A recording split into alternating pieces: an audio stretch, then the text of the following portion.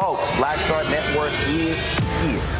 Hold no punches! I'm real revolutionary right now. Support this man, Black Media. He makes sure that our stories are told. Thank you for being the voice of Black America, Roland. Stay black. I love y'all. All momentum we have now, we have to keep this going. The video looks phenomenal. See, there's a difference between Black Star Network and Black-owned media and something like CNN. You can't be Black-owned media and be scared. It's time to be smart. Bring your eyeballs home. You dig?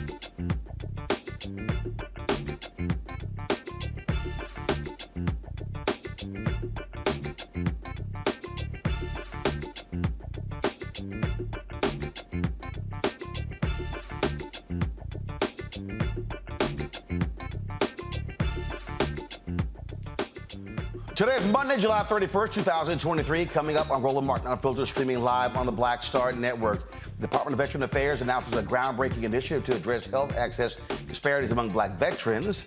We'll be talking with the VA's press secretary to discuss the PACT Act.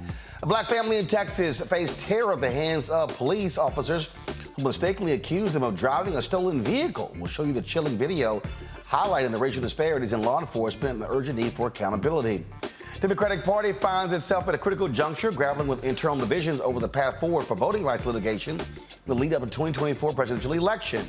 We'll speak with the founding partner of Hit Strategies to unpack also how the Democrats must focus on black voters and how they must change their language and strategies in doing so.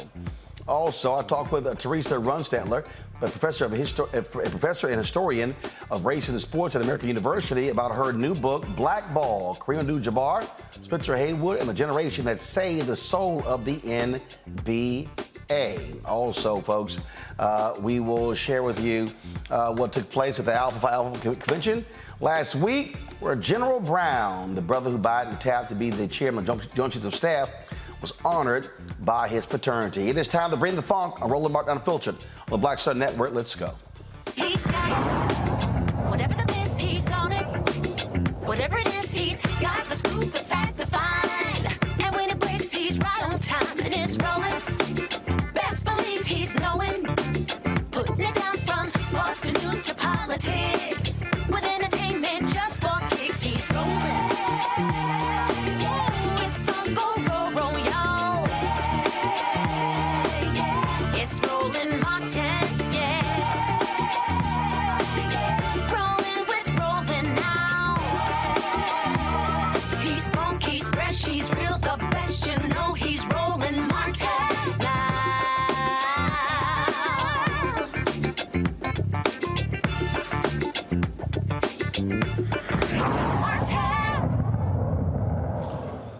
Folks, in the Department of Veteran Affairs, they have a new agency. It's called New Agency Equity Team, called IDEA, standing for Inclusion, Diversity, Equity, and Access. IDEA Council was established last month to ensure the VA delivers on its promise to provide world-class care and benefits to all veterans, their families, caregivers, and survivors, regardless of their race, age, ethnicity, gender, religion, disability, or sexual identity. Some of that includes the most significant health care and benefits expansion in the history of the VA. It's called the PACT Act, which was signed into law by President Joe Biden last year. It may benefit veterans exposed to toxic burn pits. Since the law took effect, officials said they have received more than 744,000 PACT-related claims and 103,000 enrollments. Terrence Hayes, the Department of Veteran Affairs press secretary, joins me right now to discuss this. This was not easy to pass. You had a lot of initially Republicans who were opposing it. You got people who were running out there talking about they love the military and let's fight for veterans, but they were fighting against this. And so, folks who don't know, what does it exactly do? How comprehensive is the PACT Act? Roland, this could potentially impact more than 6 million veterans. 6 million? More than 6 million veterans and survivors. So we're talking Vietnam War veterans. We're talking Gulf War veterans. We're talking post 9/11 veterans like myself. Those who may have come in contact with Agent Orange, burn pits, or other toxic substances because of their service. So this gives us at VA the opportunity to really get more folks enrolled into our healthcare system where they will receive better outcomes, but also there's benefits due to many of these individuals, and that's why we're doing a full court press right now to inform and educate as many veterans as possible. So what is a burn pit? What is that? Burn pit is anything that, you know, I was in Iraq myself, and it's where we dispose of anything you can name of. You're talking about food waste, you're talking about garbage, you're talking about feces, you're talking about jet fuel. All of those things go into this burn pit to burn it away. And unfortunately, it's on the camp that many soldiers and service members reside on. So as a place in there are burned, and as we see that photo there, go back to the photo that you actually showed, and then those toxins obviously in the air and then going across the base. Absolutely, absolutely. So again, this is critical that we ensure that at the VA that we deliver on our promise to give care and benefits to those veterans potentially impacted by those burn pits and their survivors. Now, you talk about this enrollment period. Is it a set number of years? Is there a cutoff date?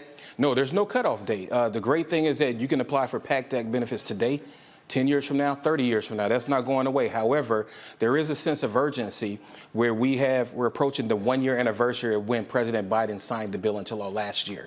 And it's important that veterans impacted and survivors please enroll apply for benefits on or before August 9th, because then you're potentially eligible for backdated benefits to when President Biden signed the bill last year. So that's 12 months worth of monetary benefits on top of other benefits that survivors may have as well. We're talking about education benefits, stuff like that. Now, when you say survivors, so let's say the family member has someone and they've since passed away. Can they apply? Exactly. Spouse, children. If you know that your loved one, your veteran, passed away because of any of those conditions, and you can find those conditions at our PACT Act website, va.gov/PACT. If anyone passed away because of any of those conditions, we are encouraging them to stop what they're doing, apply today. There's benefits due to them. Let's go. Questions from my panel. I'm joined by Dr. Julianne Malveaux. She's the Dean, College of Ethnic Studies, California State University, LA. Dr. Amakongo Dibinga, Senior Professorial Lecturer, School of International Service at American University. Glad to have both of you here. Julianne, you first. Sure, brother. First of all, thank you for this information. It's very important information. I think, how does this especially affect Black women? I know that we have significant numbers of Black women vets who are very often overlooked. Can you talk specifically about this PACT Act of Black women? Absolutely. As a matter of fact, I was just in Boston this past week at the NAACP convention where we signed an historic memorandum of agreement to where now the VA, for the first time, will collaborate and work alongside the NAACP to figure out better ways to ensure that we're delivering world-class care and benefits to veterans, specifically Black and brown veterans. The NAACP will help us be able to look at ways where we can bring in more Black and brown physicians, clinicians, nurses, frontline workers. We know that when you go to a doctor and that doctor typically looks like you have better outcomes. So again, that's one of the things that we are doing, and we're hoping that we can collaborate with the NAACP to do better at that, to ensure that when women veterans, specifically women veterans of color, come to VA, that they have a doctor that they can trust and that provides them the actual care that they deserve. Amakongo. Well, first of all, thank you, sir, for this incredible announcement and the wonderful work that you are doing. My question is about outreach. You talked about how people have until August 9th to be able to get, to have file back claims and the like. What is it that you all are doing, one, as it relates to the outreach, to getting to people who already feel like, oh, the VA is not doing anything for me, and already stopped and gave up on even filing claims, so they may not get this information? And what can the rest of us do out here to help spread that information? Great question. That's one of the things we're challenged with. And, the VA of old would have just, put the information out there and hoped and prayed that, veterans would find that information. But what we're doing now is we're going into the backyards of those veterans. We're going to where veterans are to ensure that they have that information so they can apply for these benefits. And then another thing that we're doing, we're trying to earn and many times re-earn the trust of veterans who may have been denied in the past. The beautiful thing about the PACT Act is that because of now what's called presumptive conditions, and if you have a presumptive condition, the burden of proof is no longer in the hands of the veteran. So if you have any of those conditions because of that, basically all you need to do is sign up, apply, and it's automatically assumed that that condition is because of your service. In the past, it would have been very difficult. So to any veteran out there who may have been denied multiple times, I'm encouraging you as a veteran myself, a Black veteran, to please apply today, give us another shot to get to yes.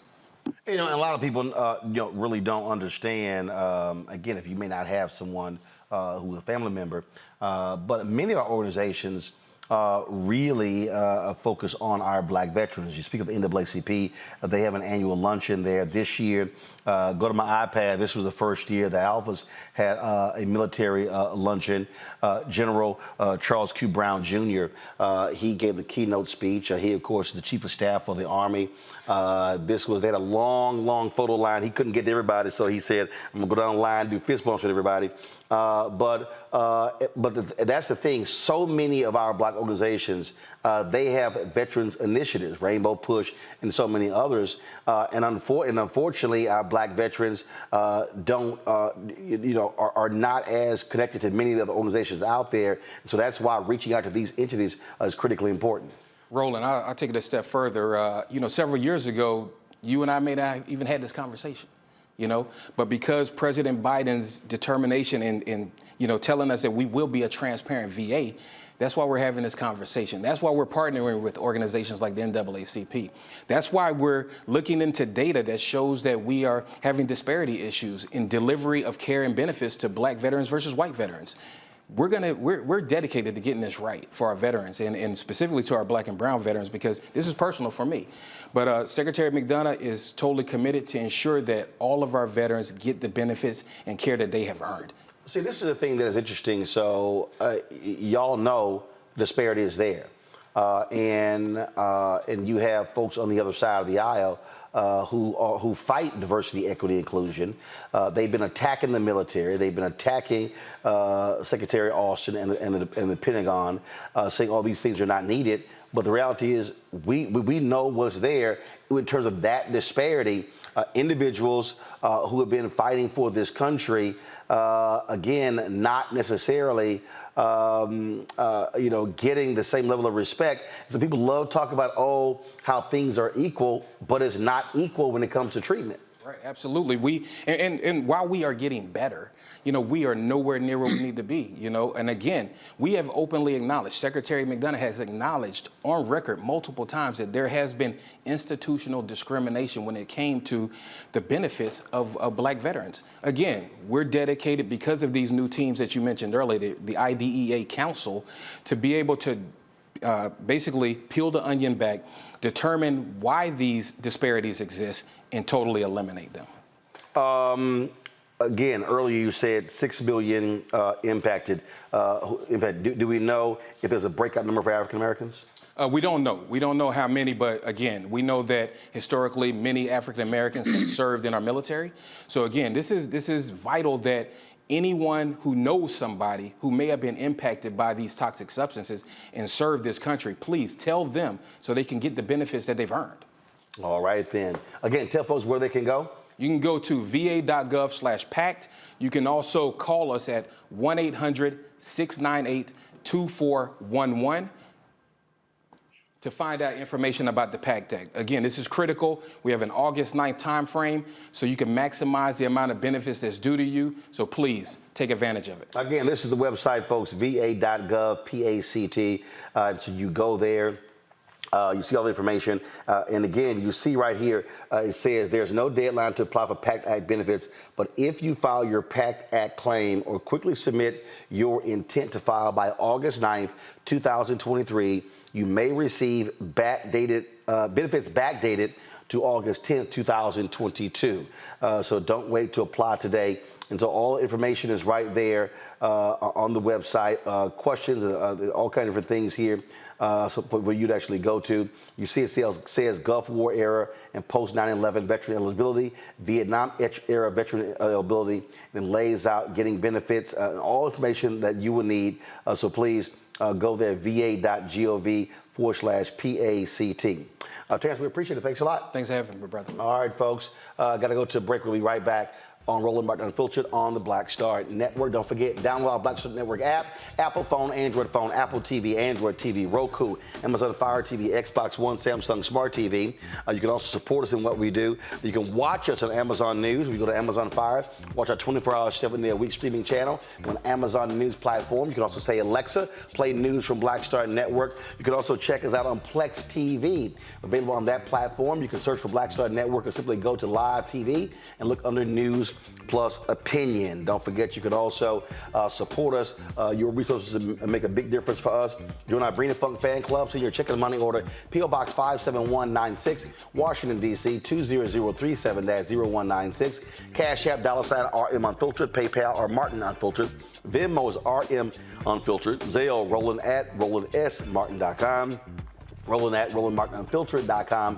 Be sure to get a copy of my book, White Fear, How the Browning of America is Making White Folks Lose Their Minds. Available at bookstores nationwide, Barnes & Noble, Target, Books A Million. You can also get your book on Amazon, download your copy on Audible. We'll be right back. On the next Get Wealthy with me, Deborah Owens, America's Wealth Coach, the studies show that millennials and Gen Xers will be less well off than their parents.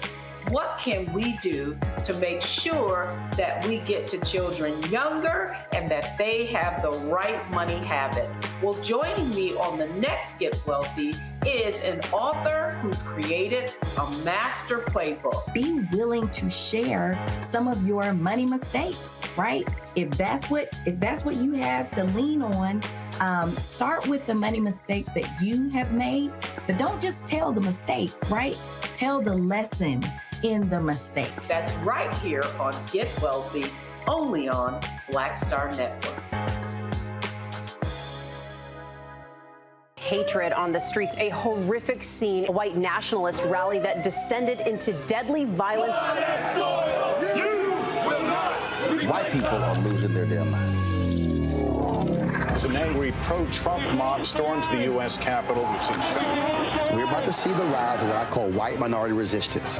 We have seen white folks in this country who simply cannot tolerate black folks voting. I think what we're seeing is the inevitable result of violent denial. This is part of American history. Every time that people of color have made progress, whether real or symbolic, there has been what Carol Anderson at Emory University calls white rage as a backlash. This is the rise of the Proud Boys and the Boogaloo Boys. America, there's going to be more of this. Here's all the Proud Boys, guys. This country is getting increasingly racist in its behaviors and its attitudes because of the fear of white people. The fear that they're taking our jobs, they're taking our resources, they're taking our women. This is white fear.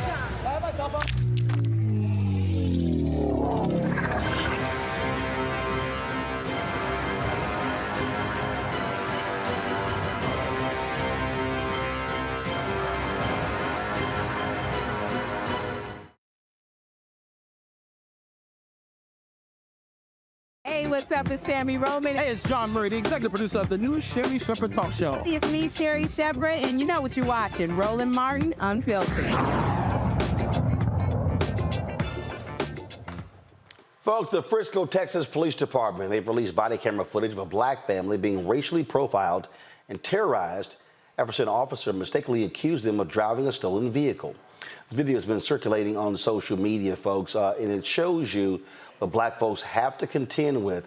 And what's crazy about this story is that it all started because the officer typed in the wrong letter of the license plate. Watch this. Whatever is in your hand, put it on the roof. That's fine. Open up the car from the outside. Yes. If we can get the tow shut down, people that exit. Hey, move your car back. Move your car back, bro. I don't want them to hit me and then slam into me. Open up your car door and step out of the car. Unlock your car. Unlock your car. Exit the vehicle. Face away from us. Face away from us. Face away. Turn around. Turn around. It's okay. Turn around. Do not face us. Everybody in the car, hands outside the window. Hands outside. Maintain your hands outside. Hey, listen. Listen, sir, this is my wife's car. We just in a basketball tournament, bro. Yeah. Man, my son, that's my son. I don't know. Don't worry about it. Listen, bro, we just here for a basketball tournament, bro. We just learned right now. That's why we stopped. Oh, man, don't do this to my son, bro. I'm coming out, bro. Come on out. I don't know. Come on out, please. Can you fit that way or no? I can't fit that way, bro. Come on, man. I'm a basketball coach, bro. It's okay. Look at this, bro. Listen, bro. We're legit. I'm a basketball coach. I got concealed carry and everything, bro. That's why we told you. Y'all put a gun on my son for no reason, Can I explain to you? We ran a tag. The tag came out stolen, but it was the wrong state. Come on, man. Y'all has all guns on this, dog. Come on, that's standard protocol for that dude, bro, my brother just got killed not too long ago, bro. We didn't. That's bad. That's a terrible experience, dog. I mean, I understand y'all gotta do y'all job, man, but we all legit, bro. Yeah, I know. We all legit, bro. Where's the keys at?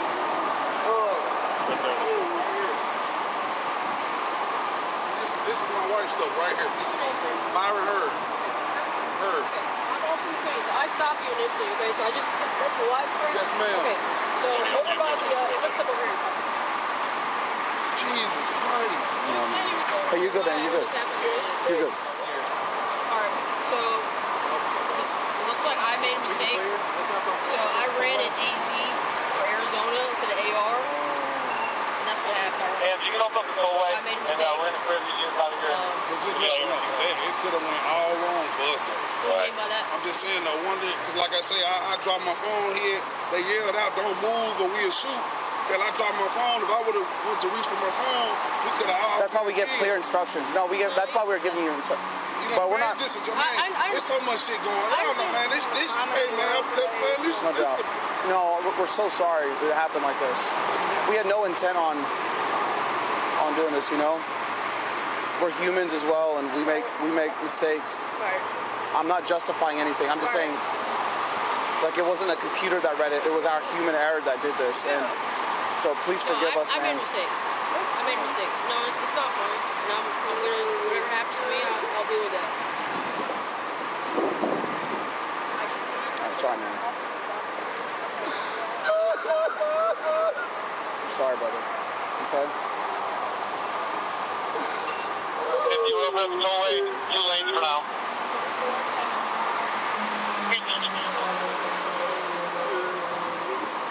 Look, man, I'm gonna be honest, man. Being on the scene, knowing that children were involved, that's why we were moving so slow. We were apprehensive, brother, you know what I mean? We weren't trying to, like, be all fast and stuff. That's why. Yeah, as soon as I found out, that's why I didn't pull you guys out, because I figured out the tag, everything was good. Correct. You tag ready? Yeah, oh yeah. We just going through the whole motions of, like, you know, what it could have been. Yeah, best of luck today, man.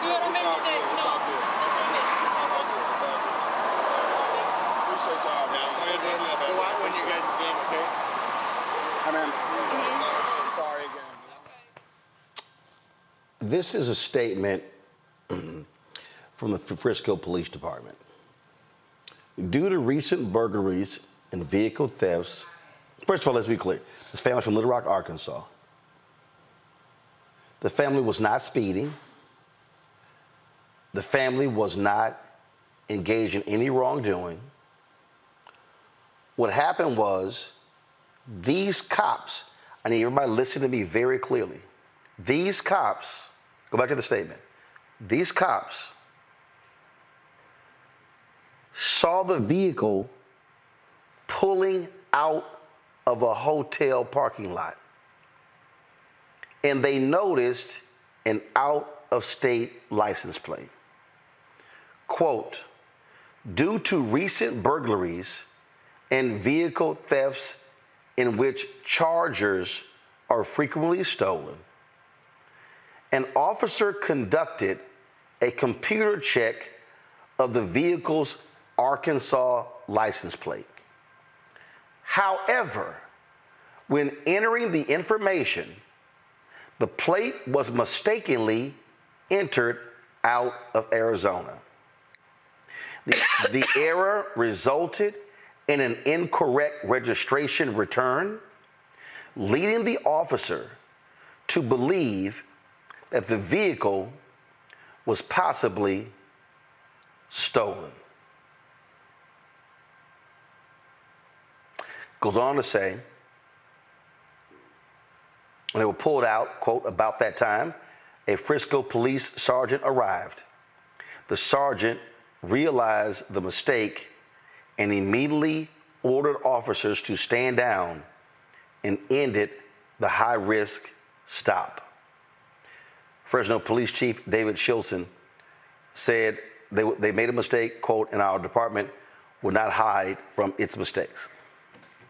Okay.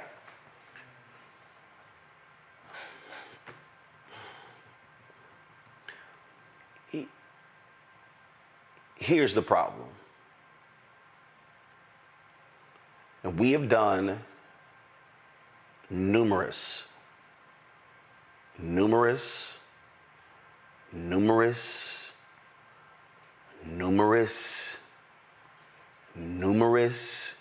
stories on black people who have been shot and or killed in traffic stops.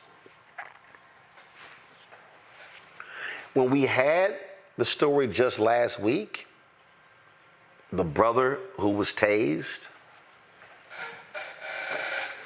he had an incorrect mud flap on the truck. A mud flap. We have covered stories where black people have been shot because they had an item dangling from the rearview mirror. And the cop said, oh, that was obstructing their view. Why was that?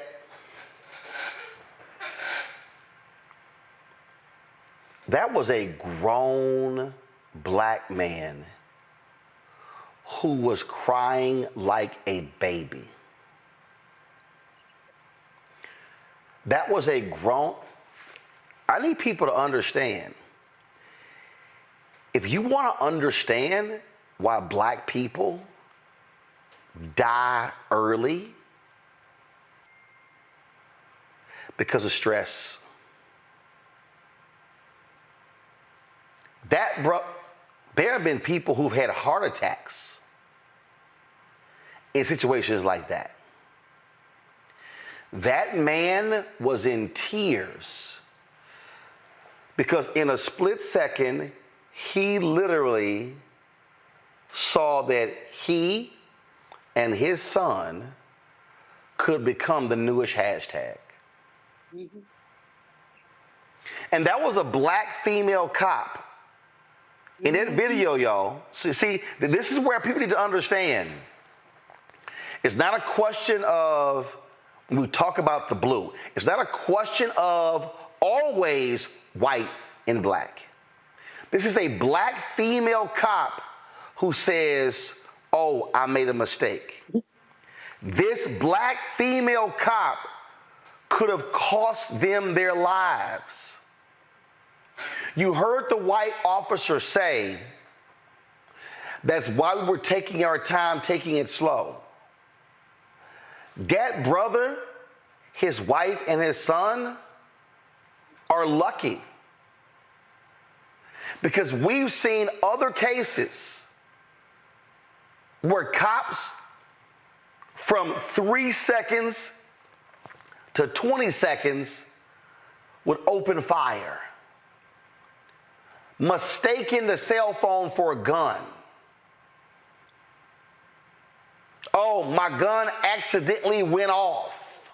I mean, I could go down the line. Like literally, y'all, as I am sitting here talking, I am thinking about the number of stories that we've done like this, dating back to when I was on TV One, and those black people are in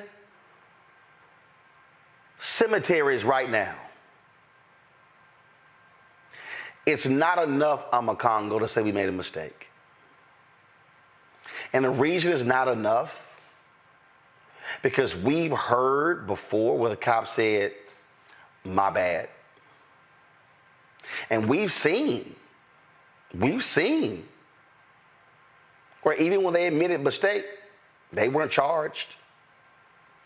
And that black family is left to bury somebody.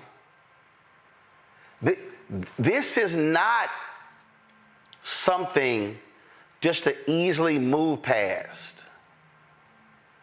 To listen to that grown black man crying because he knew he was that close to being a hashtag. I'm a Congo.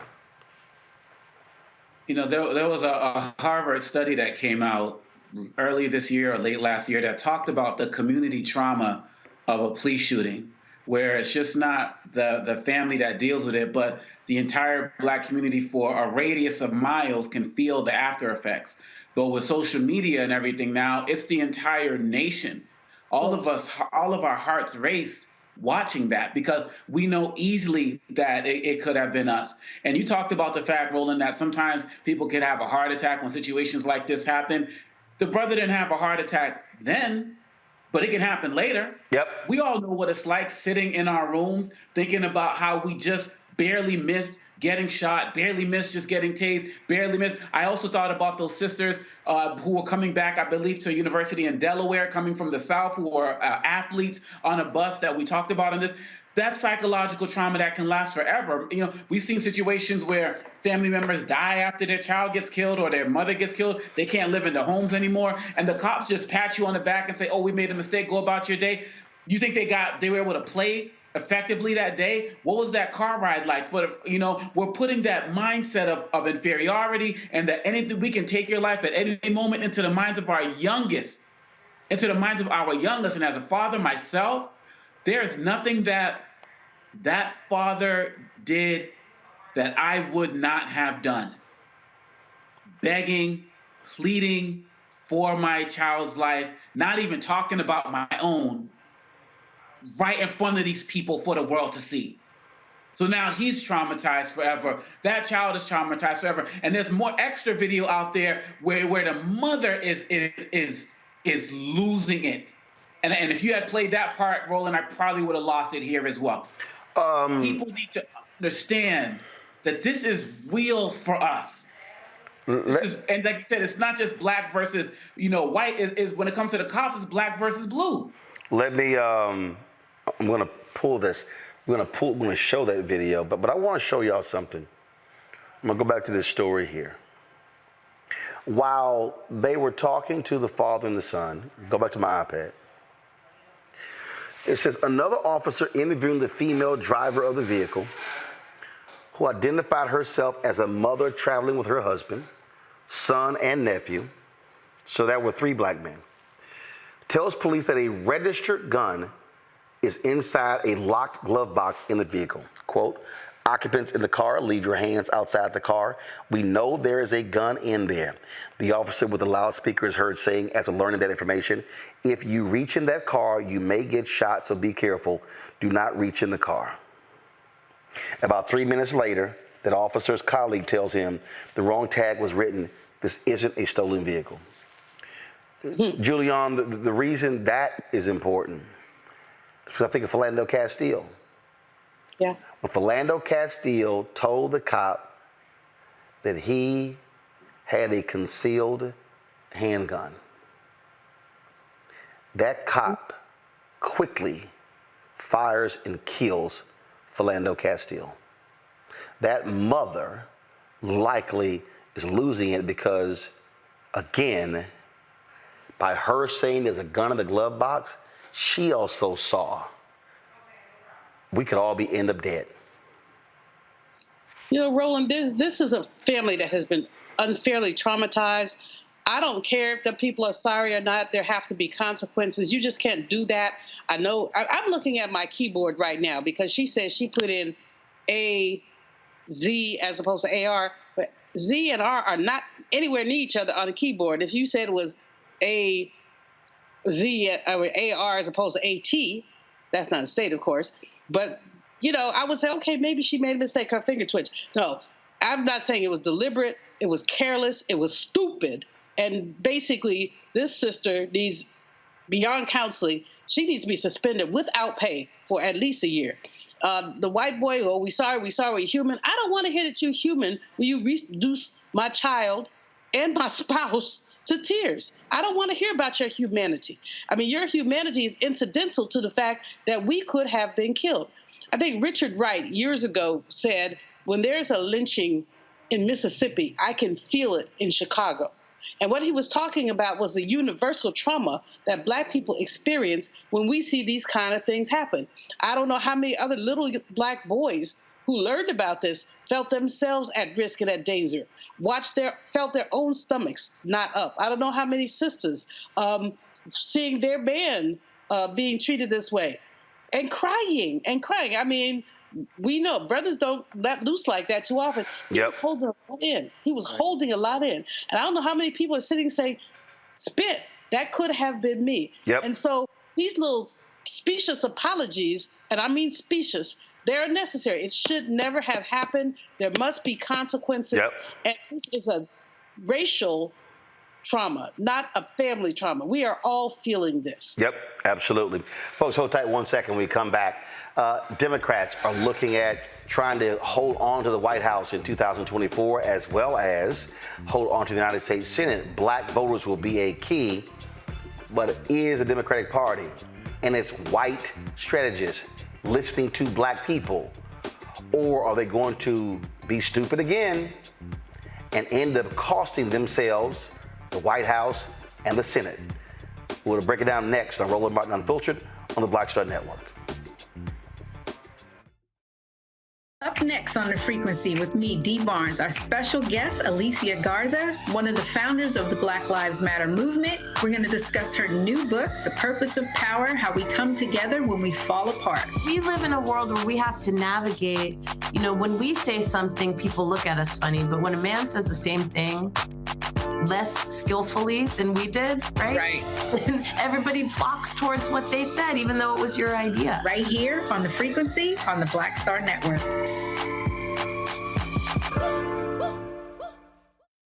On a next, A Balanced Life with me, Dr. Jackie. How are you being of service to others?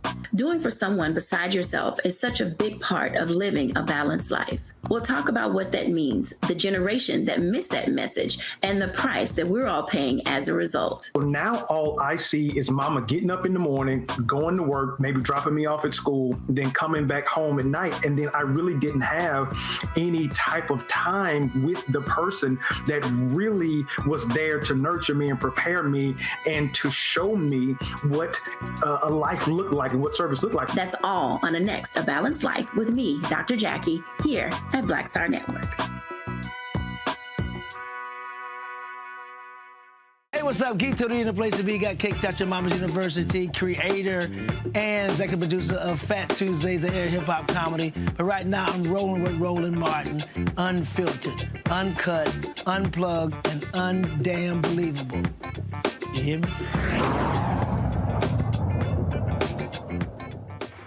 All right, folks, welcome back to Roland Martin Unfiltered on the Black Star Network. Washington Post dropped a story today that those of us in black-owned media, well, look, we're quite familiar with, and that is the struggles that are existing in the party when it comes to attracting black voters. So now, let me be perfectly clear.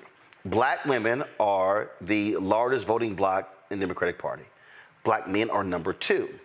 Yet what we have seen over the past 10 to 12 years has been a decline, if you will, in black voter participation. Now, you look at also what happened. You do see this uptick, if you will, of black voters, namely black men supporting Republicans. It is not major, but it is still insignificant. Now, the reason this is all important is because there's always been sort of this one-size-fits-all strategy reaching black voters. But as black older voters get older and become ancestors, fewer African Americans self-identify as Democrat, even though they may end up voting Democrat, but they don't self-identify as Democrats. And so the story in the Post, which we talk about all the time, we've been talking about for years, is nothing new for us.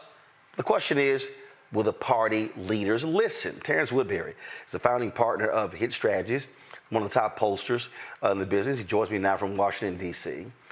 And Terrence, we have talked about this on so many occasions.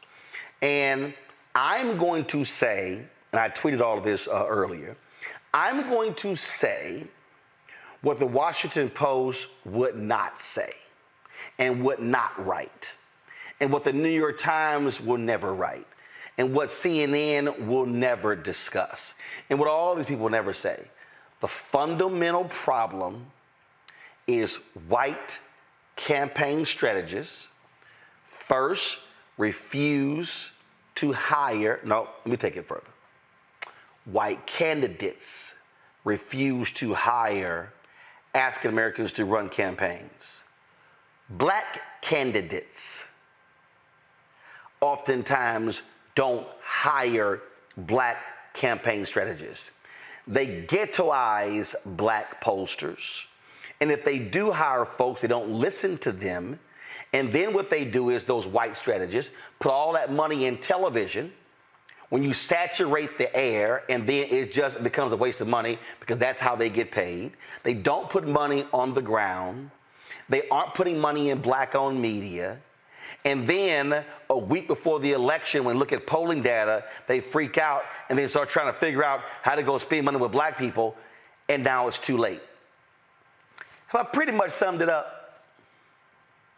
I mean, that is, that's a lot of the problem that we're dealing with here, Roland. We have, black voters are acutely aware of the role that they play in the body politic, specifically the role that they play electing Democrats. They know exactly the role they play, not only electing Joe Biden, but nominating him. They know what role they play delivering the House and the Senate in 2020. And black folks in Georgia damn sure know the role that they played delivering the first a black man and a millennial to the U.S. Senate, again securing the control of that House for Democrats. The problem is now they just don't see enough progress on that agenda, despite Democrats and despite the Biden administration achieving many of the things that black folks were demanding. We have not done a good job connecting folks to the progress that's being made. I keep telling a lot of my friends in the Democratic Party, legislation doesn't necessarily equal progress.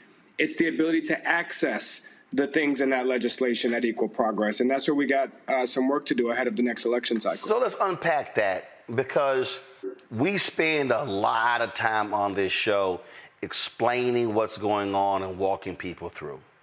And the reality is, what you just laid out, there are a number of things. And you've done the data. You've had the focus groups where people said, this didn't happen, this didn't happen, this didn't happen, this didn't happen.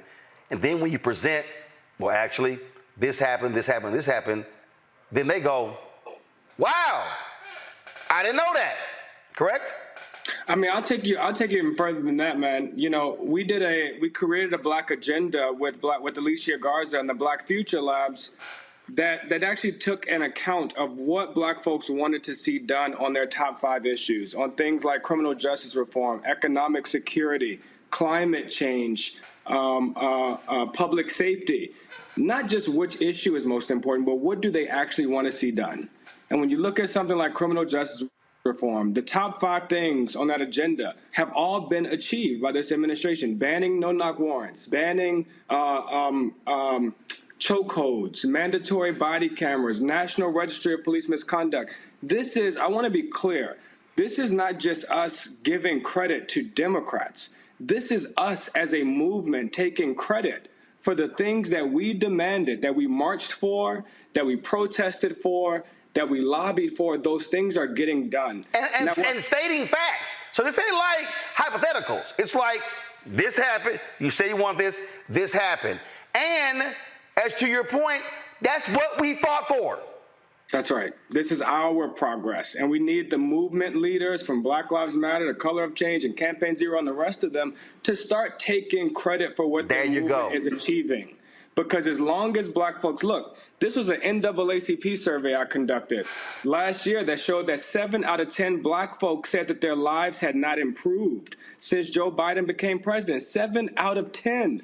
Roland, if that number is true in November of 2024, if 70% of black folks cannot tell you how their lives have improved, Democrats are going to have a problem.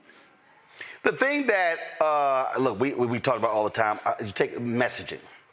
And here's a perfect example. Last week, Kristen Clark goes before the cameras and announces patterns and practices investigation against the Memphis Police Department. This Biden-Harris Department of Justice has launched 8 or 9 of these investigations. That's right. 1 during the Trump years. 1.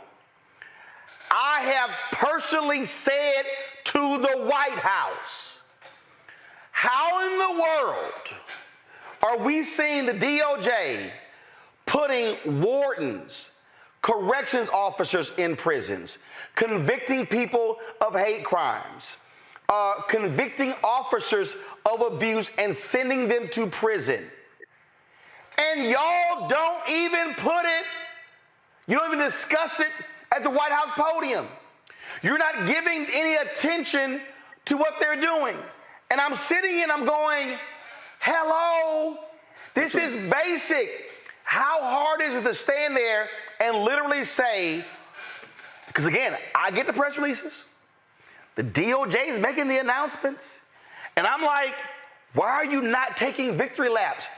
If Karine Jean-Pierre is saying that, and then Biden is saying that, sprinkling in a speech, you can sit there and say, we are holding people accountable. That's right. They not doing it. They are holding people accountable. They just aren't talking about it as much as they need to. And so, look, this is the real problem, Roland, about how when we wait too long to start these conversations, it enforces and reinforces the cynicism that people feel. Because, you know, when you look at some of this economic agenda, tax credits and insulin being capped at $35 an hour, housing vouchers, the work that's been done, when we present that to people in focus groups, the list of progress that's been made, you know what happens, Roland? I'll never forget sitting across from a young black man in Philadelphia who started getting pissed off as he was reading the list of how much progress we had made. And I had to stop and say, wait, I'm showing you the money that is being distributed, the resources that are being distributed that you just said you needed. Why is that pissing you off? He said, because I can't access any of this. I can't access these tax credits. I can't access these housing vouchers. I can't access these jobs created by the infrastructure bill. And so if we don't connect them to these resources now, and instead come around next year and tell them how much we've done for them that they weren't able to access, it just reinforces their cynicism. And when we Steve, say, look, and when we say connecting, we say those things. Let me be specific. Go ahead. Let me be very specific, Roland. When we needed their votes in 2020 and in 2022, we put in the palm of their hand, click here to access your ballot. Click here to find your polling place. Click here to commit to sign this pledge that you're going to vote. Well, now they need to click here to apply for those tax credits. Click here to apply for those millions of jobs created by the infrastructure bill. And the example that I often give is Obamacare. Look, passing the Affordable Care Act was one of the most significant legislative achievements of the Obama presidency. But he didn't stop at passing it. He spent millions of dollars connecting people to it. Counselors, stopgaps, websites, apps, all types of ways of connecting people to the health care that they needed, because just passing the legislation was not going to. Well, I mean, that's like, I'm just going to use it as an example. That's like me sitting here going, hey, I need y'all to support Roland Martin Unfiltered and the Black Star Network, but I never give out the Cash App. I never give out any information. I never explain what we're doing. I never show people how we're progressing. I never show them what we've done with the money and how we bought new cameras and done things. And if they don't see it on the screen, it's like, well, what did you do with the money? That's right. That's why we do it. And the thing is, it's also understanding language. You said something that was important. Actually, I'm going to do this here. I'm going to go to break real quick. I'm going to come back. We're going to come back. I want you to talk about language. Because when we had you on right before the 2022 election, you explained why they can't use the phrase voter suppression in talking to younger voters. It's language. And even stuff like that, people are not getting. So Terrence, hold tight 1 second, folks. We're talking to Terrence Woodbury, his strategies right here on Roland Martin Unfiltered on the Black Star Network. We'll be right back. On A Balanced Life with me, Dr. Jackie. How are you being of service to others?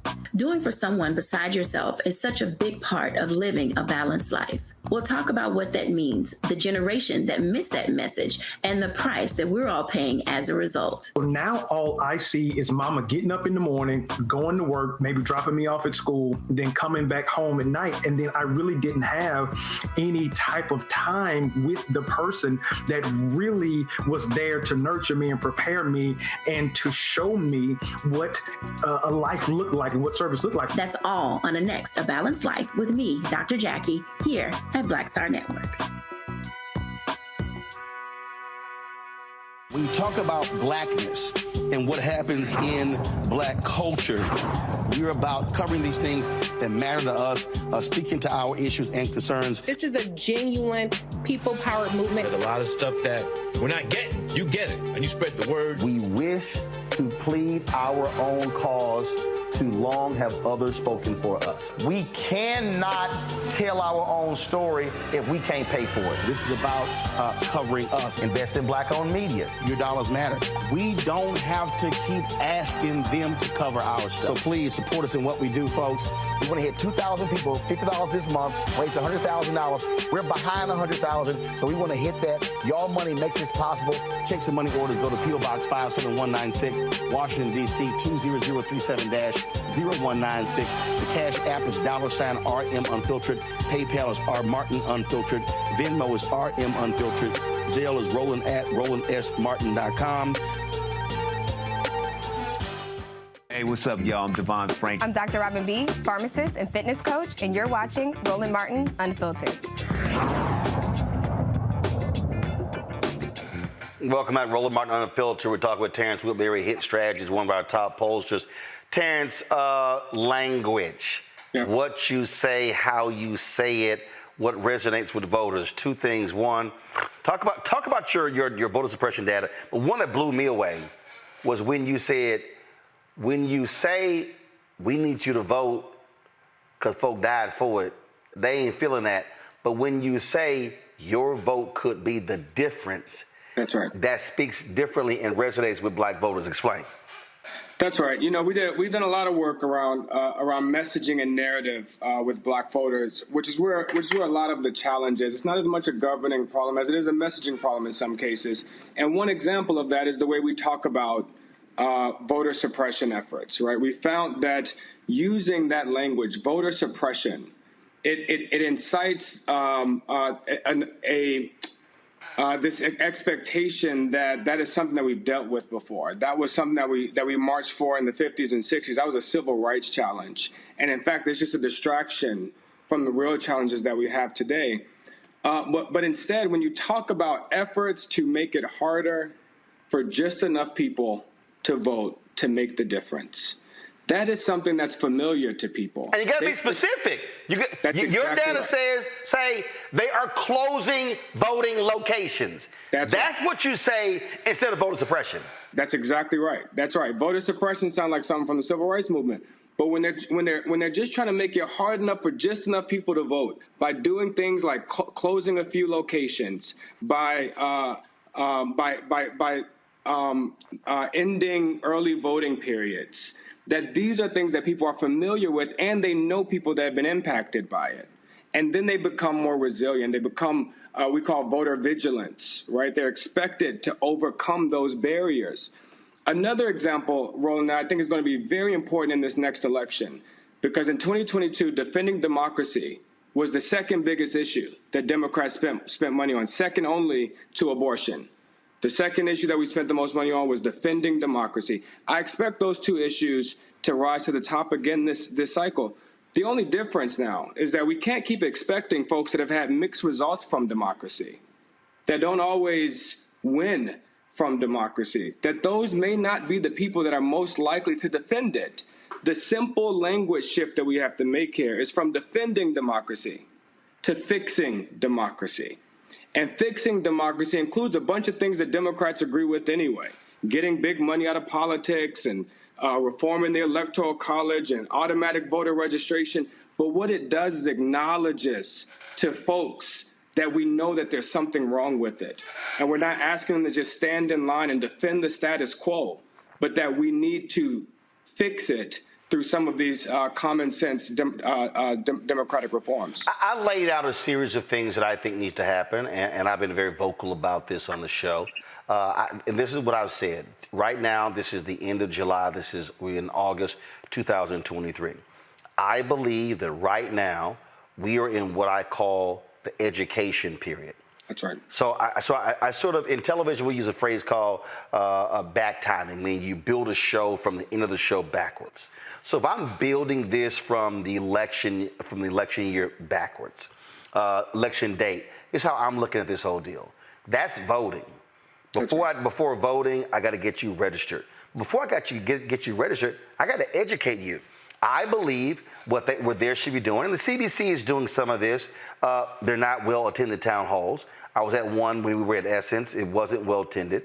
In fact, Friday, Congressman Terry Sewell hit me up just today, and she asked me to moderate the one that's happening in Birmingham on Friday. I'll be in Birmingham beginning tomorrow for NABJ. And she asked me to do this when I'm going to show you the graphic in a minute. And hopefully that's going to be well attended. But you have to walk people through. You have to teach people. And I think what you're talking about and what I'm talking about, there should be literal town halls, voter engagement, low propensity, high propensity. It should be micro-targeted. There should be specific conversations with black men, specific conversations with black women, specific conversations with black entrepreneurs, specific conversations with different groups, because you have to tailor messaging to those different people. I experienced it when I was in Georgia. There was a black woman who owned a coffee shop, who supportive of Roe v. Wade, but she said her number one concern was tax policy, and she was listening to Herschel Walker.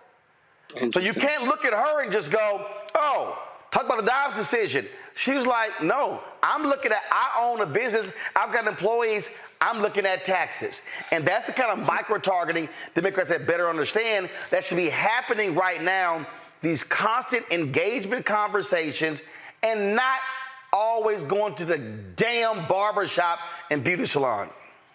That's exactly right, Roland. You know, I appreciate you, brother, because you are doing a lot of the civic education that we need. And when you start to disaggregate the black community, you know, we've created these clusters amongst black voters that really begin to put them into these categories, groups of black voters beyond just age and gender, right? Because when you start to break them out, there's a very cynical group of black voters that are closest to the pain, that haven't felt like the democracy has been working for them. For a lot of them, they are choosing to withdraw. They are choosing to not participate in a system that does not seem to work for them. But then there's another group that's equal, the exact same size, 30%, that is not cynical. In fact, when you ask them, they say they participate in every election. But the record shows that they done missed a few. That's just a lack of information. When I talk to them folks in focus groups, they actually get pissed off that they missed the last election. Well, there's a different intervention for the cynic that says this doesn't matter. That voter, in fact, needs to be persuaded to re-engage, while this other voter, this lower information, aspirational voter that thinks they vote in every election, they need to be informed and empowered. And so we got to make that difference. And the last thing I want to, you know, as we talk about this language shift, and I've been responsible for some of this, as I've been trying to close the gap between black men and black women. We have to stop talking about the problems with black men, because it seems to imply that they're the problem. Yep. Instead of talking about the barriers that have been erected against black men. And there are barriers that we need to start tearing down, and it ain't black men's fault that they're there, but it's our fault if we know that they're there and we don't start. Before I go to Juliana Omakongo, here's the other thing that you also got to do. You got to give black men credit. Doug Jones, when he won the election, it was very interesting. All of these stories, nearly every story, and let me be real clear. I done put a bunch of sisters on the air. I have higher heights, named it so. Can't nobody sit here and try to question my credentials when it comes to black women. But damn near every story, black women elected Doug Jones, because it was 96%. It was 92% for black men. That's right. And so what happens is, and this is what I'm about to say right now, is a very touchy subject, because I've seen it play out. And Siobhan was on the panel with us at the Alpha Convention where she talked about this here, this pitting of black men and black women. But the reality is, and I'm going to say this, and brothers, y'all can act a fool if you want to, we do have to acknowledge ego. We do have to acknowledge misogyny. We do have to acknowledge sexism and paternalism. But there is this sort of thing where brothers are voting, but folk act like they ain't important. That's right. And so psychologically, for a certain group of black men, when all they hear is black girl magic and black women this and black women that and black women this and black women that, and they never actually hear black men being affirmed politically, then they go, well, shit, what about us? Oh, the hell with this, we ain't interested. And that's is also where Republicans are seizing on. That's right. And because the other side of only hearing black girl magic and black women deliver, which they are, both delivering and magic, the other side that black men hear a lot is toxic masculinity, you know, and the problems with sexism and chauvinism And look, I got to remind a lot of Democrats often that not all masculinity is toxic.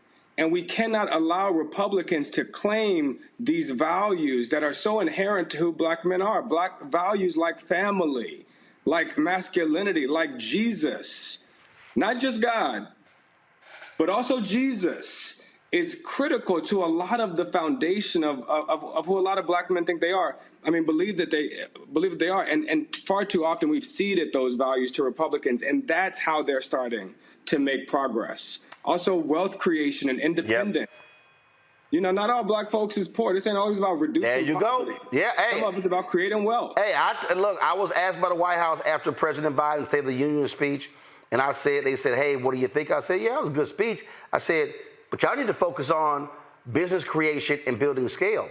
I said, I'm telling you right now, I said, the numbers are real. And see, people don't want to own up to some stuff. Look, I found that school choice is the black choice. Andrew Gillum learned that in Florida. Nobody can explain why 18% of black women voted for Ron DeSantis, because he was talking about opportunity scholarships. It's a whole bunch of black women want to make sure their kids get educated, and school choice is one of those issues. It's a lot of Democrats who oppose charter schools, they oppose vouchers, but guess what? It's a big percentage of black people where that is important, and if you go so hard against that, they like, yo, I'm a single voter issue. And so these are the nuances of the 21st century black voter that these white campaign strategists and candidates don't seem to understand is happening in real time. That's right, Roland. Look, man, I appreciate you giving these platforms to voices that just have an alternative perspective, because, look, there is an opportunity here to really mobilize and catalyze the progress that's been made. I think we have to change. We got to do a few things different, change some of the language. We got to change some of the messengers, not just the message, but change some of the messengers. We need us telling us how we have made our lives better by voting. That's not always going to be because of some hero in Washington. Sometimes that's going to be because you and I stood together and voted last cycle. We were able to do X, Y, Z, but we're not done yet. And that's a very different message than just trust these politicians and keep voting for them, and they'll fix your life. It was a young man in Florida who told me, Roland, in a focus group, my hood didn't get any better under Obama. It didn't get any worse under Trump. So what does Joe Biden have to do with me? And for that young man, his cynicism is based in his proximity to the pain. The best thing we could do for him is not a message. The best thing we could do for him is relieve that pain. And the thing here, and again, I'm coming to you, Omokongo, Julian, trust me, I am. When I talk about black-owned media, the reality is, so here's a perfect example. We've been talking now for 34 minutes. MSNBC, Fox News, definitely not Fox News, but CNN, ABC, NBC, CBS, they ain't dedicating this type of time to the nuance of walking us through that.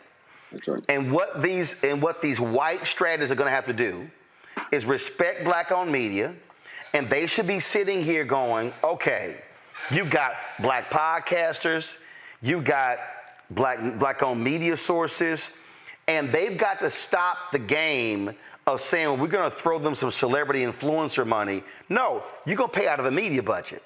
I know that experience where, and I had a member of Congress said, Roland Martin owns a media company. Why are you trying to pay him out of celebrity influencer money when you should be paying him out of the media budget where you're running spots like everybody else?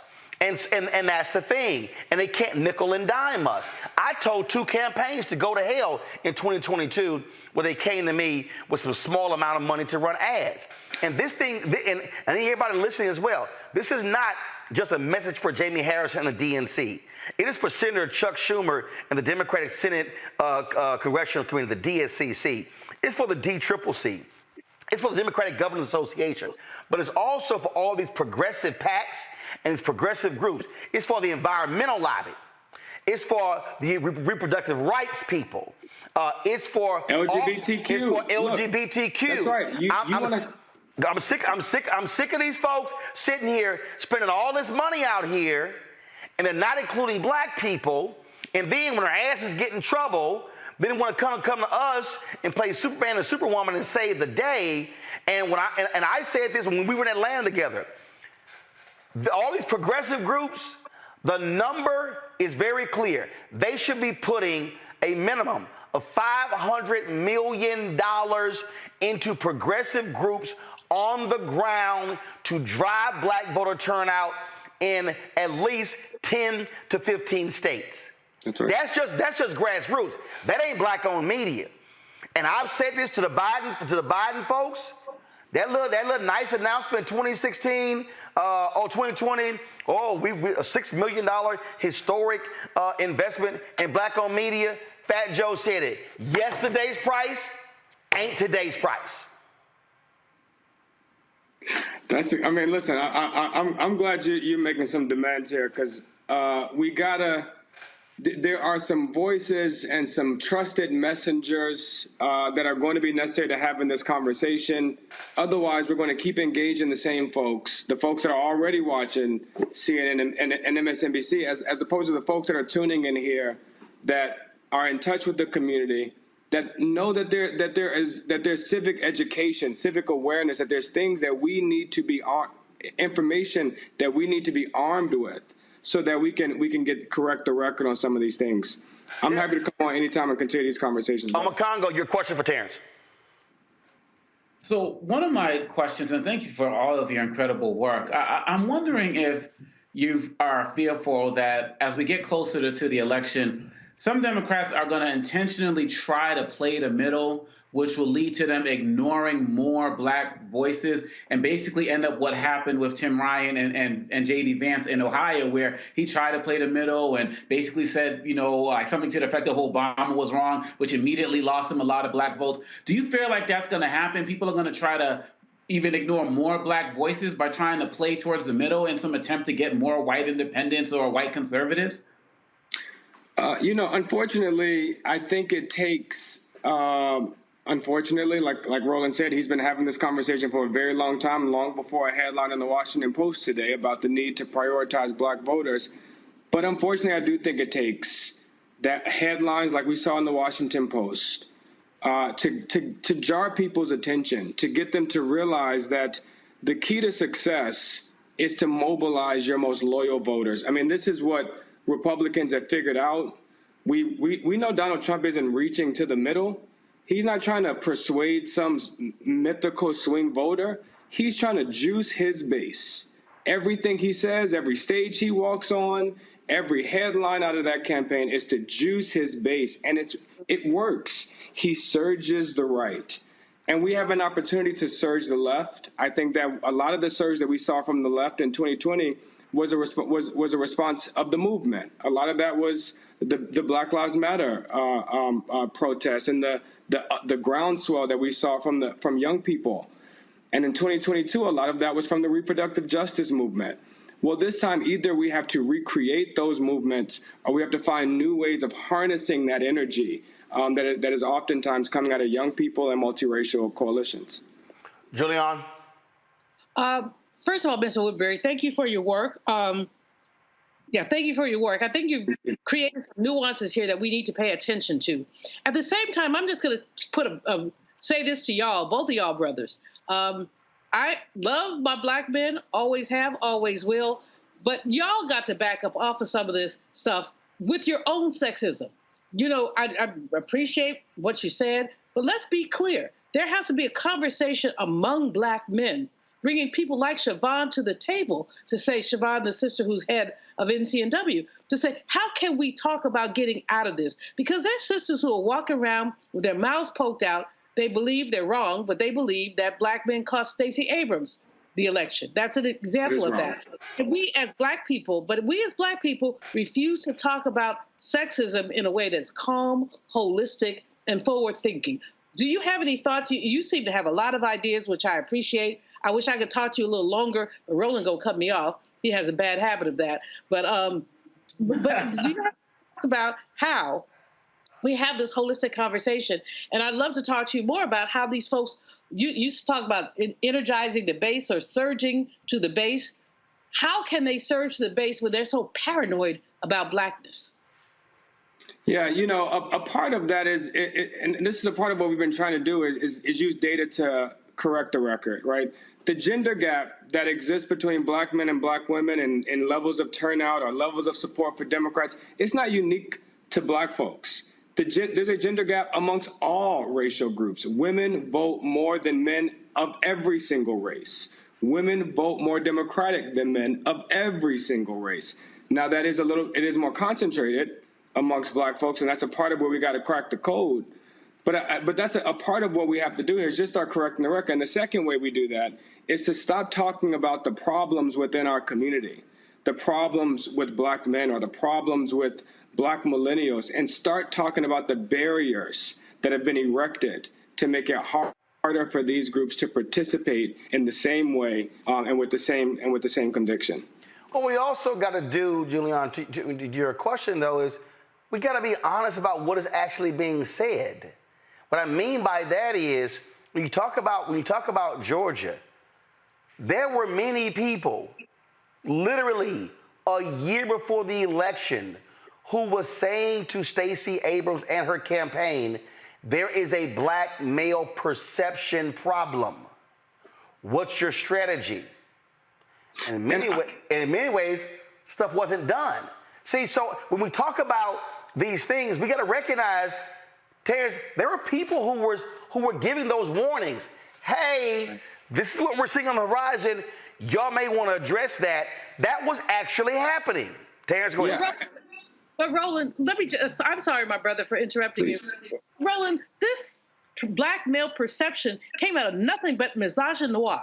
I mean, it came out of some black men, I'm not saying all, but some black men's absolute hate for seeing black women in positions of power. And so say you have a black male problem. No, black men had a problem with the powerful black women. No. Let me walk you through. You say there's a portion of that. You're absolutely right. But it metastasized.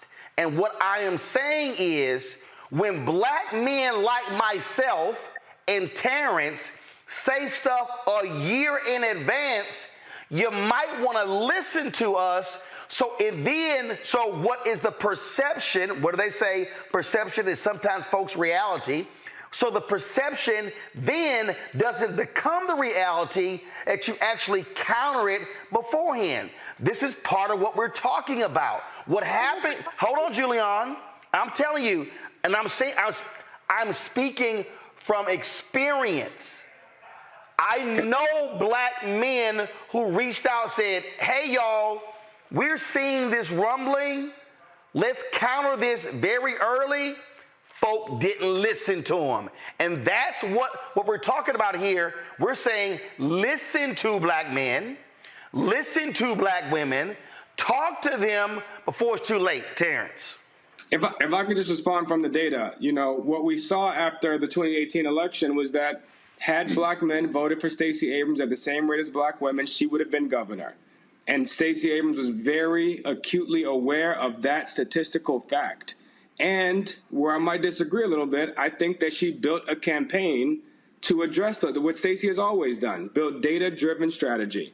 And so she saw that gap and that gender gap between black men and black women in her first campaign. She made investments and programmatic shifts to address that, and not just in barbershops, but in actually recruiting and enlisting a team of black male surrogates and strategists to go out and pursue those black men. And the result was that Stacey closed the gender gap. Well, the trends that we saw in Georgia bucked all national trends amongst black voters. So I don't want to speed bump that. So all of the stories in mainstream media were black men not supporting Stacey. No, you're saying the data shows that was a lie. Empirically, I can prove it in the data. It is a lie. Stacey closed the gender gap between black men and black women, smaller than it was anywhere in the country. The gender gap between black men and black women was smaller in Georgia than it was anywhere in America. So it's a lie also. It's also a lie when people say, if black men had voted in 2022, she would have won. That is because folks are putting that by saying that black men cost her the election. You say the data is clear. That's also a lie. It is clear in the data. The gap between, because I did a deep dive to figure out, well, what was the difference between Warnock and Abrams? Who were those voters? I almost suspected that it was going to be some black men in that difference, that more black men supported him than supported her. It is a lie. They ran even amongst black men. They ran even amongst black women. The gap, the gender gap that Stacey experienced with black men was the exact same as Warnock. The difference in the margin of victory was in moderate white voters that Warnock was able to convince that Herschel Walker was an existential threat, and we did not do the same with Brian Kemp. We did not disqualify him and connect him to the crazy of Donald Trump and the crazy of Herschel Walker. We let him distance himself from that and appear moderate and appear sane. And that worked with white moderates. That's where the gap was between Stacey and Warnock. And what Brian Kemp also did was Brian Kemp didn't do what other Republicans did. He actually showed up at various black events. And so that blunted what typically happens is, oh, you can't even show up. He actually showed up. He actually had, it wasn't a huge one, he actually had a black strategy. That's right. He was formidable. He was a formidable candidate, and in many ways, and I've said this on the record, I don't think Stacey lost that race. I think Brian Kemp won that race. He did formidable politics, appealing to the right, appearing to stand up to Trump while still maintaining Trump's base. I mean, he did what I did not think was possible. And he defied a lot of what I expected to be the conventional norm, which was if you do not capitulate to Donald Trump, then his base will make you pay a price for it. And the last point here, what you just laid out, and this is part of the problem, when you rely on mainstream media, mainstream white media ran with that story. Black men are the problem. Black men are the problem. Black men are the problem. Black men are the problem. And people start thinking, well, black men are the problem. And you know who they were not listening to? Black-owned media, where we were actually saying, y'all, that ain't the problem. On this show, we laid out the things that Stacey Abrams was doing in terms of reaching black men. But you had some brothers, it was too late. Dude was there the whole time. But that's what happens when you let white-owned mainstream media set the agenda. Final comment, Terrence. This is one that we're going to have to continue to correct the record on, both within our community and to folks that claim to serve our communities. We do have to correct the record on the gender gap between black men and black women. You've heard me say this, Roland. The one that I'm even more concerned about is the generation gap between younger black voters and older black voters. I say all the time, black seniors are my favorite voters because we know they're going to vote and we know who they're going to vote for. That is not the case of black voters under the age of 50. They need to be convinced to vote, and more frequently, they need to be convinced to vote for Democrats. Absolutely. Terrence Whitbury, Hit Strategist. We appreciate it, brother. We'll have you back again. Thank you, brother. We come back. I'm going to pick up on that particular point there, talk about it with Omakonga and Julian. We come back right here in Roland Martin Unfiltered on the Black Star Network.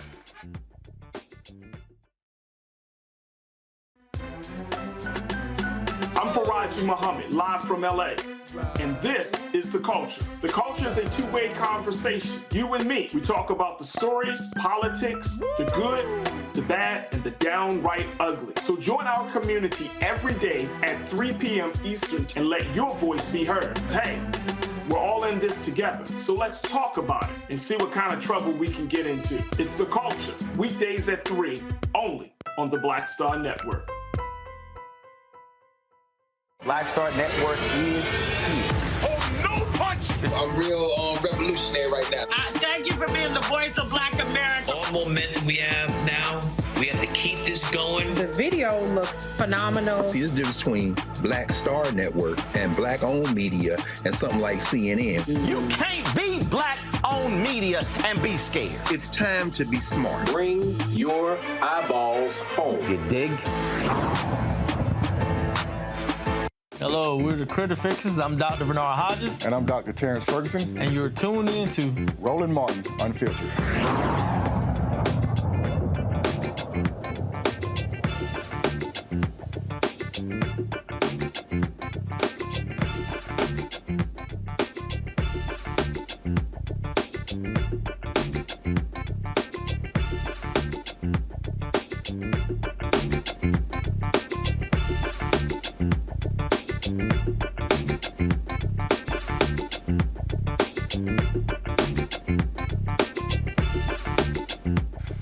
2012, 2016, 2020, 2022, 2018, we on this, my TV One show, this show.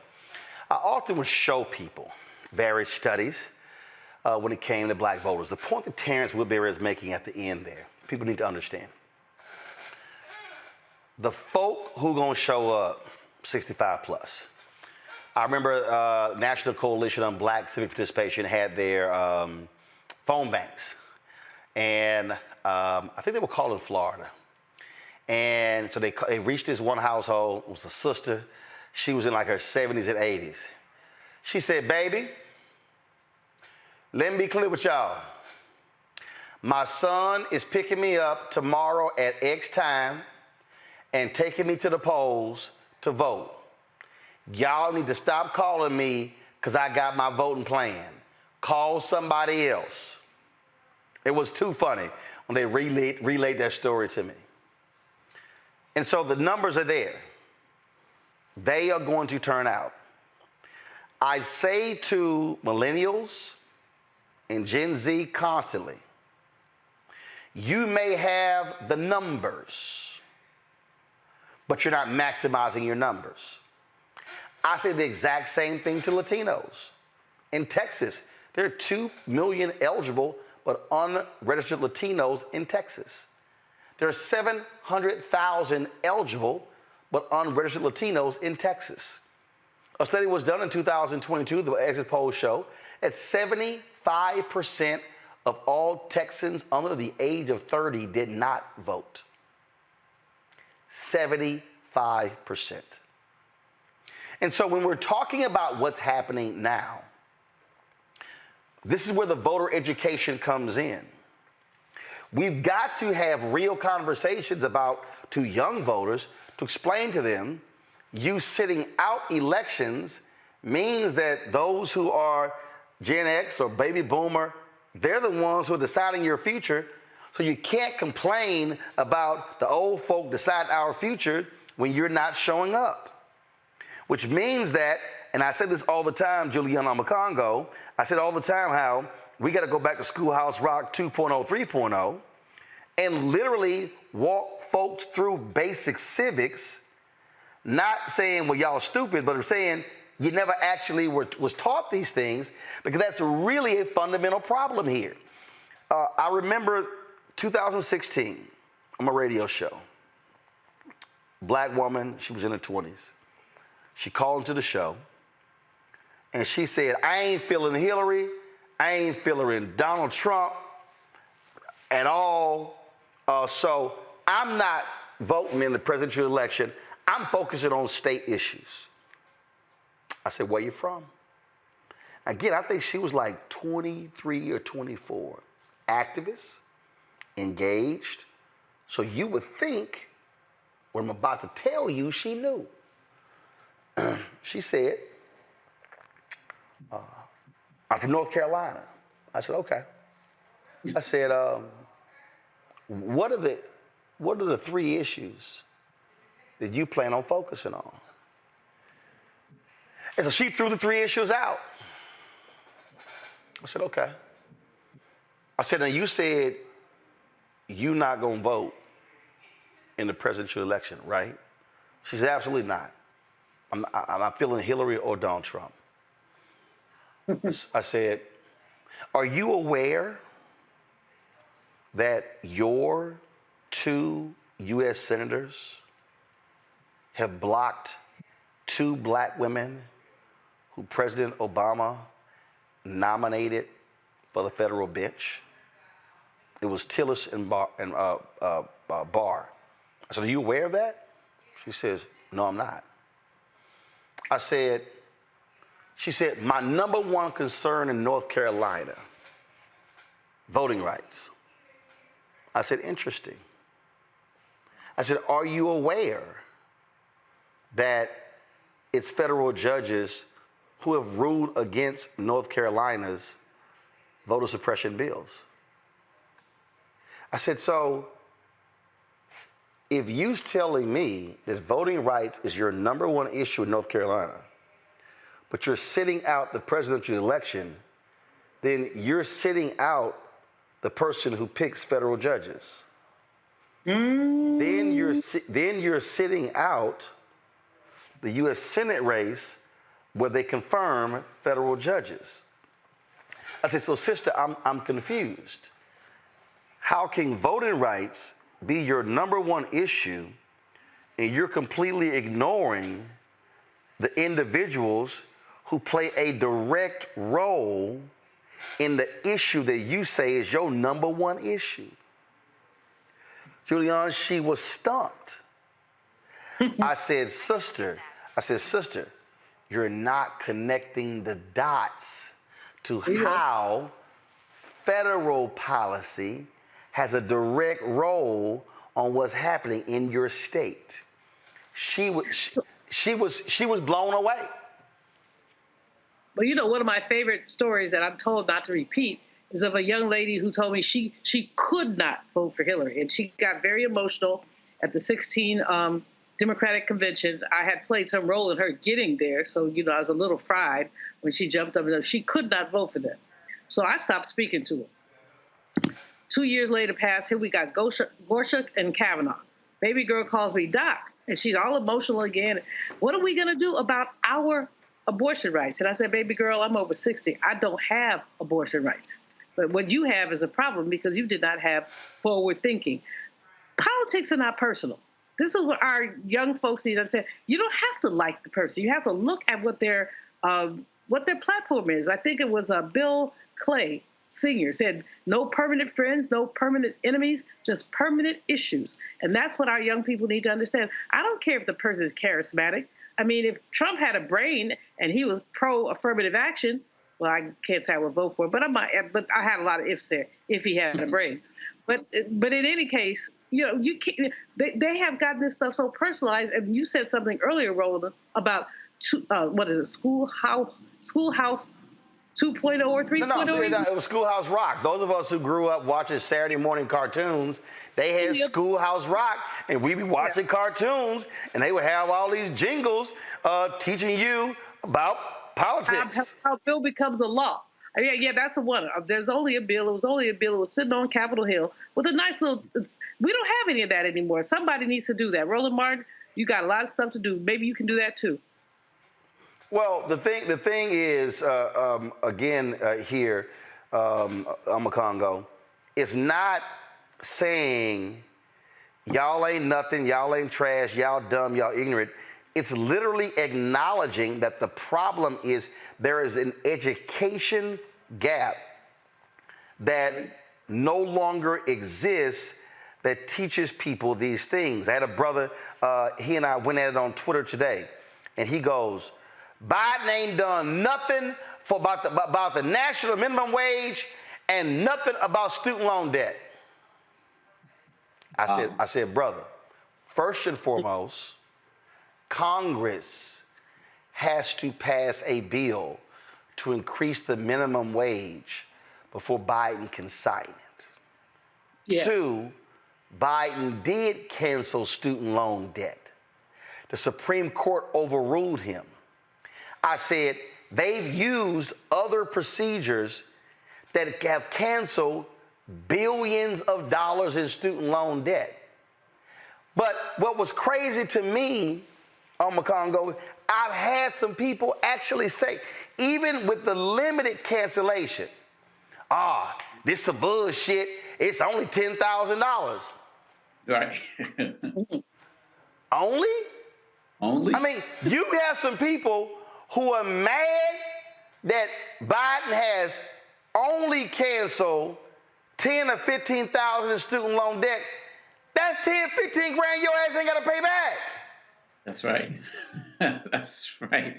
Man, it's sad and it's scary. You talk about the information gap, and one of the challenges is that we have people who are filling that information gap with a lot of misinformation and a lot of disinformation. So that education that you gave that woman who called you, or earlier, they're not getting that in other places, even outside of Schoolhouse Rock and places like that. We have in social media spaces, you know, TikTok and YouTube and all of these places, people who are influencers who are out there talking about, yeah, I think I may just sit this one out. Biden hasn't done enough. They're uneducated. They don't even have the knowledge. And so they're really helping create a generation of people who are going to feel like they don't need to get involved, unfortunately, until it's too late.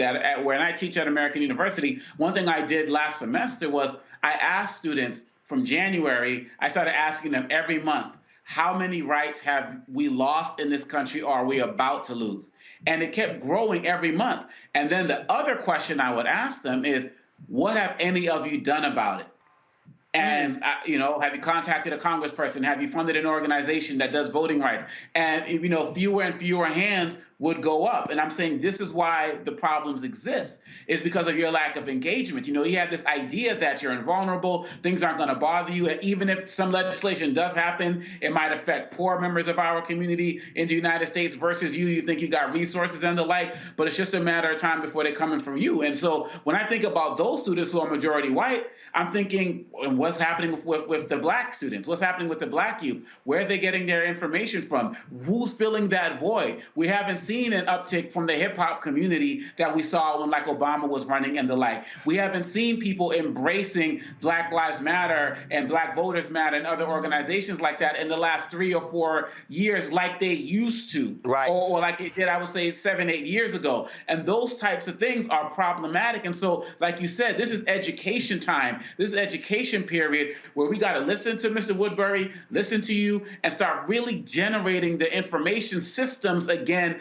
because they already exist. We just got to revamp them so we can handle this thing come next year. So folks out there who don't know what we're talking about when we say Schoolhouse Rock, now listen, they probably gonna put a strike against us on YouTube, so we probably gonna have to edit this out later. But again, for the people out there who think I'm making this up, y'all, this was actually real. Watch this.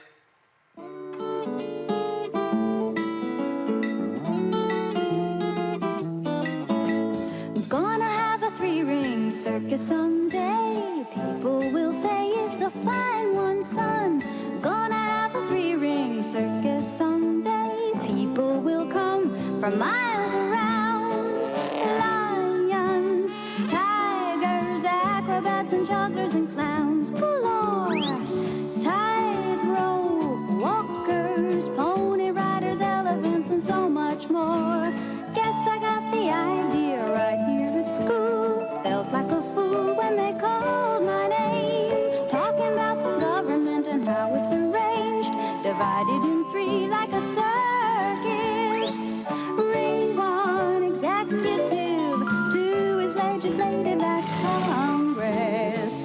Ring 3, judiciary, see, it's kinda like my circus. Step right up and visit ring number 1. The show's just begun, meet the president. I am here to see that the laws get done. The ringmaster of the government. On with the show.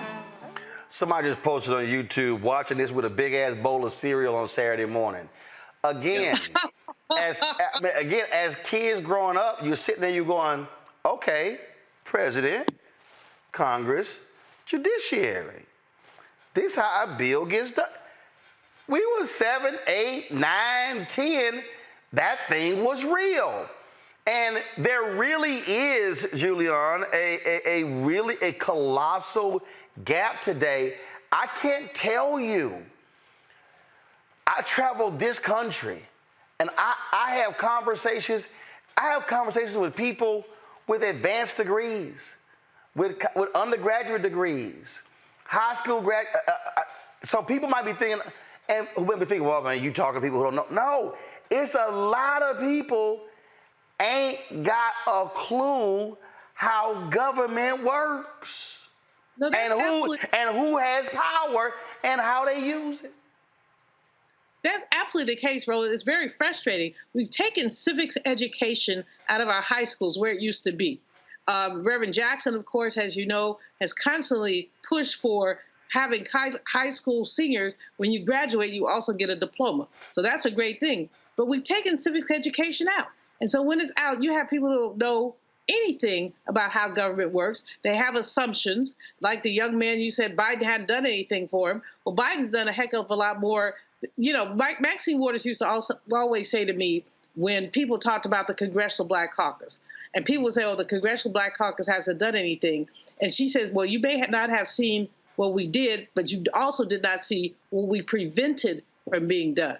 When people understand the way that government works, they understand both aggression and prevention. And so it's really a call for us to go back to our Saturday schools for us, because our curriculum right now is under attack. Not only do you have those fools in Florida trying to change the way you teach Black studies, but you have state legislators who are cheap, trying to take certain things out of the curriculum. So civics has been one of them, in many other ways, which also affects the long-term body psychic. Music and arts have been taken out.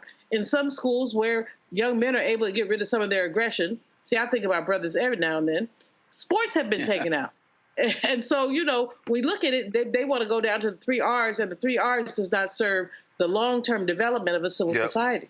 All right, hold tight 1 second. Gotta go to break. We'll be right back on Roland Martin Unfiltered on the Black Star Network.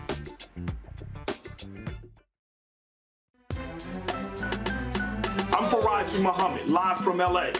And this is The Culture. The Culture is a two-way conversation. You and me. We talk about the stories, politics, the good, the bad, and the downright ugly. So join our community every day at 3 p.m. Eastern and let your voice be heard. Hey, we're all in this together. So let's talk about it and see what kind of trouble we can get into. It's The Culture. Weekdays at 3, only on the Black Star Network. Next on the Black Table with me, Greg Carr, we welcome the Black Star Network's very own Roland Martin, who joins us to talk about his new book, White Fear, how the browning of America is making white folks lose their minds. The book explains so much about what we're going through in this country right now, and how, as white people head toward becoming a racial minority, it's going to get, well, let's just say, even more interesting. We are going to see more violence. We're going to see more vitriol, because as each day passes, it is a nail in that coffin. The one and only Roland Martin on the next Black Table, right here on the Black Star Network. Hello, I'm Paula J. Parker, truly proud on the Proud Family. I am Tommy Davidson. I play Oscar on Proud Family, Louder and Proud. Hi, I'm Jo Marie Payton, voice of Sugar Mama on Disney's Louder and Prouder, Disney Plus. And I'm with Roland Martin on Unfiltered.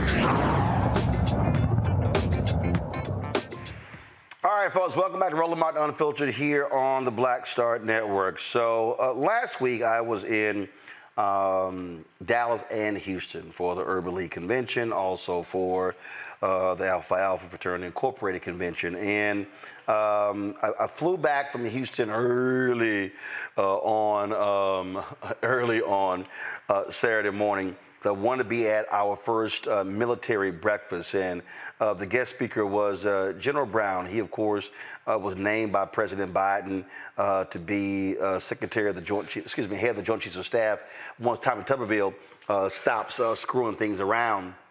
And General President Lonzer presented him with the highest honor in Alpha Phi Alpha. And I can tell you, I'm sitting in the front row, and here you see this 38-year military veteran just tear up and tears began to get in his eyes when he was given the highest honor of the fraternity. So I just want to share some of that with you folks.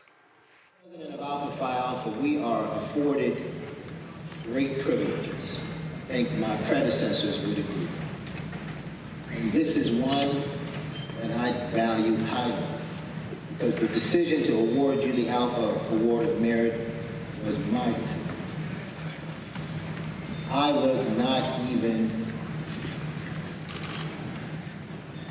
pensive about it. It makes sense. You are deserving. What I love is that you can maintain your commitment to Alpha Phi Alpha as all Alpha men pledge to do. So today, By the authority vested in me by the General Constitution and bylaws of Alpha as the General President, I am honored to present to you the Alpha Award of Merit, the highest award, the highest recognition that any initiated Alpha Phi Alpha man can receive from his fraternity. You, my brother, you are the prototype, you are the pinnacle of leadership.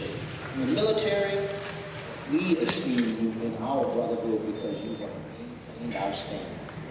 We thank you for your service to our nation, your love for our brotherhood, life member, and your commitment to take time out of your schedule as the leader of all airmen in this world in the United States, and your soon-to-be job as Joint Chiefs. Yeah. We thank you for coming. Congratulations.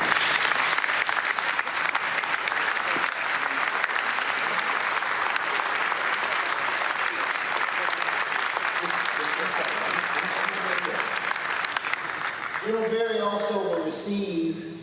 Of course, anytime you see the folks in the military, they love having these challenge coins, and so I was able to get one from General Brown. I got a whole collection here. These it says on one side United States Air Force, and the other side says General Charles Q. Brown Jr. with the 4 stars CSAF 22. That stands for Chief of Staff of the Air Force. First African American to become Chief of Staff of the Air Force, and now he'll become, if confirmed, once the Republicans figure out with Tommy Tuberville getting out of the way, he will be the second African American ever to be head of the Joint Chiefs of Staff.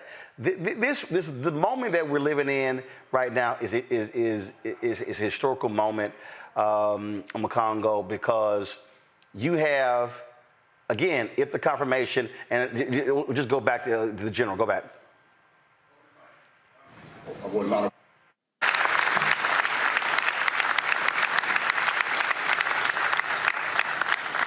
Just let me say thank you. I was not aware this was going to happen. I am so honored to stand here before you today as an outlaw. Here, here.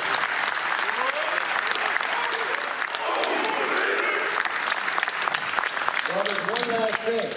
When folk talk about something's a performative, under this president, this vice president, for the first time, an African American is Secretary of the Defense, retired 4-star General Lloyd Austin. I give him credit, he an Omega, but whatever. Then you have, of course, General Brown, who will be, once confirmed, Chair of the Joint Chiefs of Staff. And for the first time, you also have a 4-star black general who in the U.S. Marines. I think he's an Omega too. And I think I think he's Omega with a loud, proud voice. Okay, well, first of all, that's a little youth group. But again, so for people who understand, again, black folks in the Congo, we've been fighting in this military since day one. And it's important for us to recognize when African Americans are ascending to these type of positions. Absolutely. And, we commemorate 75th year of the military being integrated. But without it being integrated, even before that, we fought in every war, fighting for the promise of freedom that never came. And, a lot of times younger people talk about, they see their parents who are veterans or a grandfather fought, and they say, why do you hang up that American flag in our yard, and so on and so forth? And it's because it's our flag. We fought. Nobody fought harder for this country to be free than us. And we are still making history today. Congo. Excuse me? No, go ahead. Just go ahead. Okay, and so even to this day, we are seeing that, and I'll be very honest, and I think we can admit it. I mean, we can talk about Tuba and the stance on abortion, but we know there's some racism behind it, and all of the blackness that's in leadership there. Why the Secretary, the Secretary of Defense, the counterpart in China, won't even pick up the phone and talk to Secretary Austin. We think some of that is there as well, but every single day we have to stop and recognize these moments. And furthermore, going back to our last discussion, we have to recognize the person who is making this possible. Every night we can talk about things that Biden could be doing better, but like you say it, Roland, all the time. You do good, I'm gonna talk about you. You do bad, I'm gonna talk about you. Either way, I'm gonna talk about you. And so we have a very distinguished history of service in this country, and we have to continue honoring it. Black Star Network and everybody else, because the humility that we bring to the military only comes in second to the pride that we bring in making this country better by our service. This is a photo, Giuliano, General Michael Langley. This took place in August of last year. His family pinning that 4th star, taking off and putting that 4th star, again, becoming the first African-American 4-star general ever in the U.S. Marines. All of this has happened under a black Secretary of Defense and under President Biden, Vice President Kamala Harris. People have to give President Biden the credit that he's due, and I don't understand why people feel so reluctant to do so. He deserves credit.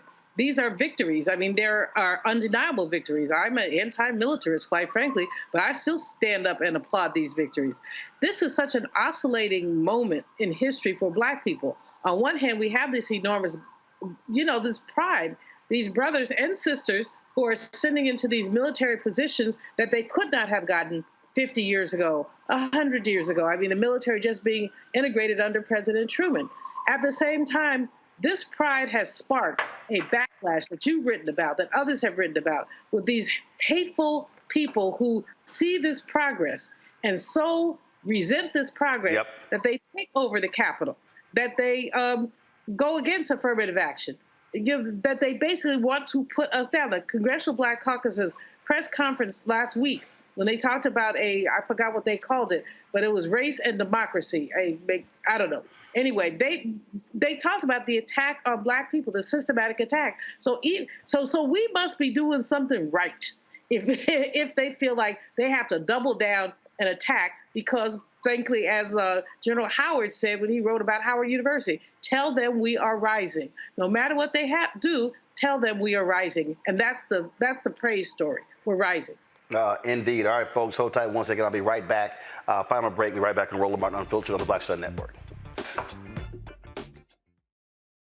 On the next Get Wealthy with me, Deborah Owens, America's Wealth Coach, the studies show that millennials and Gen Xers will be less well off than their parents. What can we do to make sure that we get to children younger and that they have the right money habits? Well, joining me on the next Get Wealthy is an author who's created a master playbook. Be willing to share some of your money mistakes, right? If that's what you have to lean on, start with the money mistakes that you have made, but don't just tell the mistake, right? Tell the lesson in the mistake. That's right here on Get Wealthy, only on Black Star Network.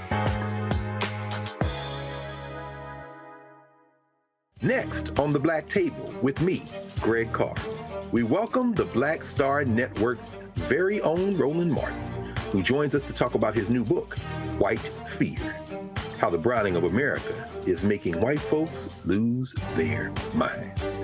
The book explains so much about what we're going through in this country right now, and how, as white people head toward becoming a racial minority, it's going to get, well, let's just say, even more interesting. We are going to see more violence. We're going to see more vitriol, because as each day passes, it is a nail in that coffin. The one and only Roland Martin on the next Black Table, right here on the Black Star Network. Hey, what's up, y'all? I'm Devon Franklin. It is always a pleasure to be in the house. You are watching Roland Martin Unfiltered. Stay right here. All right, folks, welcome back to Roland Martin Unfiltered on the Black Star Network. We talked earlier about a Washington Post story dealing with black voters, but there was another story today that I found to be quite interesting, and that was an Axios that dealt with this split, if you will, between the Biden campaign, the DNC, and attorney Mark Elias. He is the one, of course, who's been leading in many ways these strategies, fighting these voter laws, and it has been really, really interesting reading this story about how Bob Bauer, who is top attorney for Biden, also is the husband of Anita Dunn, who is a top official for Biden, how they've been disagreeing with Elias and his aggressive strategy, suing everyone, saying, and one story said that Bauer has been saying that he needs to be more understanding of these conservatives in the federal judiciary. It's all sort of, backroom drama. This was a tweet that Eric Holder put out. The former attorney general. Sigh, here's the deal. The party and the nation owe Mark Elias a great deal. I'm proud to work with him in defense of our democracy. And of course, he's talking about this Axios story, why Biden's team soured on Dems election lawyer. Now, they say that, well, they hire other lawyers for the DNC, that Elias's law firm represents the DSCC and other Democratic organizations. But here's what's and I tweeted that this was, stupid. And this is real clear what I said here, Omakongo, and that is this here. Mark Elias, and it's not just Mark Elias, to be very clear, it's Mark Elias, it's NAACP LDF, it's Lawyers Committee for Civil Rights Under Law, Transforming Justice Coalition, a number of people. They have been very aggressive, and what they say, and Elias is one of those folks who says, you sue everywhere. You do not give an inch. Every law that is passed by Republicans running these states, he does it all the time. He says, if they pass this law, we are going to sue. We will see them in court. And what's been killing Republicans is they hate Mark Elias because he's been winning. And look, Lou Dobbs was even the one point when he used to be on Fox Business. He said, Republicans, can y'all go raise $500 million and just hire this guy? He's been kicking butt. And I'm sorry, I disagree with anybody in the Biden orbit. You must have a all-out war fighting for voting rights. And this is part of the problem. One of the things the article talked about was how Biden and Bauer wanted to be, more strategic in going after certain cases. As slow as this Justice Department has been, as slow as the Biden administration has been, it took, 14 months or something before the DOJ decided to actually go against Trump for the insurrection. You can't do that. They move too slowly right now. And so Elias and others that you mentioned as well, you have to target them. You have to have Republicans and these governors spending their resources trying to keep up with this legislation, because it also helps put them on blast. He was the one who helped win the case with the Alabama situation that the Supreme Court decided on, and now Alabama is saying that the governor is saying we're not going to listen. So these types of cases, it puts them on blast. This is put ego aside time. This is kind of what we talked about in the last segment. This is why I asked Mr. Woodbury that question, because I'm fearing with decisions like this, they're making a decision to kind of go towards this middle of the ground stance, this tempered approach, and Republicans do nothing in a tempered manner right now. So people can say Elias had an ego and all this other type of stuff. EGO, edging goals out. We're edging goals out by putting him out like this. And really, this is a mistake by the Biden administration. And you talked about those internal politics. You know them better than most. But really, we have to put the egos aside and keep the eyes on the prize. And Elias should have stayed part of that process. This is one of the tweets that Mark Elias just put out. This tweet went out, let's see here, almost a couple of hours ago. The Elias Law Group sued the Wisconsin Elections Commission, alleging that a 2022 Wisconsin Supreme Court decision prohibiting the use of drop boxes in the state violates voters' rights. Now, Julian, why is this important? Because tomorrow, guess what? The Wisconsin Supreme Court flips to Democrat majority, 4-3. So by suing them, it now will go before the Supreme Court. The state Supreme Court can invalidate the previous ruling and declare drop boxes to be constitutional. There you go. I think Obakongo is absolutely right about this whole issue of ego. we need pit bulls. The problem with Democrats is they don't want to be pit bulls. They want to be nice. That was President Obama's problem. He wanted to get along with everybody. Well, how can you get along with everybody? If you are taking the food off my plate, I'm not going to say, would you please remove your hand? I'm going to take my fork and stab you. I mean, literally. So Democrats want to play nice. White Democrats are afraid of alienating the white middle, and that white middle will flip to their own convenience. This guy's a pit bull. Democrats need to lift him up, applaud him, keep him going. And the fact that we don't do it is why we had that orange man as a president, and why people are now worried about whether or not President Biden can have re-election. But President Biden needs to just get a backbone. I mean, I know he's 80, and maybe if you haven't had one all this time, you're not going to get one now. But if you want to keep this position and lift up the values that you have believed in all your life, then you need to put some boxing gloves on, dude, and let's start fighting. If Democrats don't fight, we won't win. Well, again, this was what tweet Elias responding to Michael Steele. Steele had a tweet from a story that said there's a big problem awaiting us at polling sites in 2024. For example, North Carolina wants to allow observers appointed by county political parties to move freely around polling locations, record poll workers, and stand just 5 feet away as voters cast their ballots. Elias says, and he does this all the time, if this is enacted into law, North Carolina will be sued.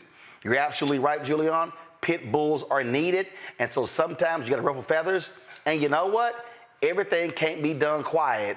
Sometimes you got to be noisy. Now, Mark Elias spends a lot of time going on MSNBC.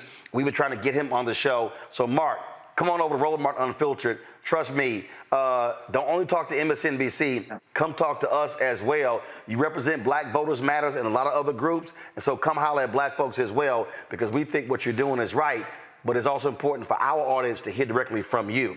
And so we're going to keep inviting him to the show. Julian Amakongo, I appreciate y'all joining us on the panel today. Thank you so very much. Everybody who's watching, thanks for watching us as well. Don't forget us. We want you to support us in what we do. First and foremost, we should easily be, y'all, at 100,000 downloads of the Black Star Network app. Keenan, tell me what the number is. We should be there, y'all. So download our app on all your devices. Apple phone, Android phone, Apple TV, Android TV, Roku, Amazon Fire TV, Xbox One, Samsung Smart TV. Also, please support us by joining our Bring the Funk fan club. Your dollars make it possible for us to do what we do. And so please send your check and money orders to P.O. Box 57196, Washington, D.C. 20037-0196. Cash App, $RM Unfiltered. PayPal, R Martin Unfiltered. Venmo is RM Unfiltered. Zelle, Roland at RolandSMartin.com. Roland at RolandMartinUnfiltered.com. And of course, you can also buy a copy of my book, White Fear, How the Browning of America is Making White Folks Lose Their Minds. And so get it at all bookstores, you name it, you can get it. And of course, download it on Amazon and download the copy. First of all, get it on Amazon and download a copy of Audible. Watch us on Amazon Fire TV, Amazon News. You can say, Alexa, play news from the Black Star Network. You can also watch us on Plex TV as well. I'm going to close out the show, y'all, with my man, General Brown. Again, it was a long line of brothers at our military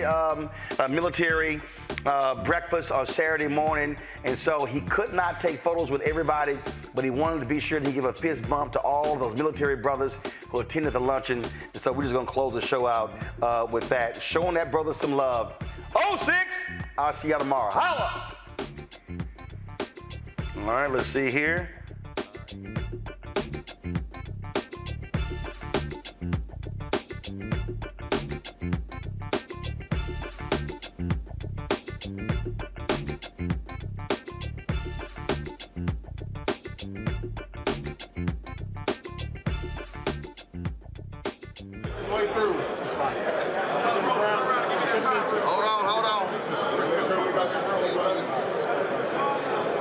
All y'all want photos, we got y'all on video.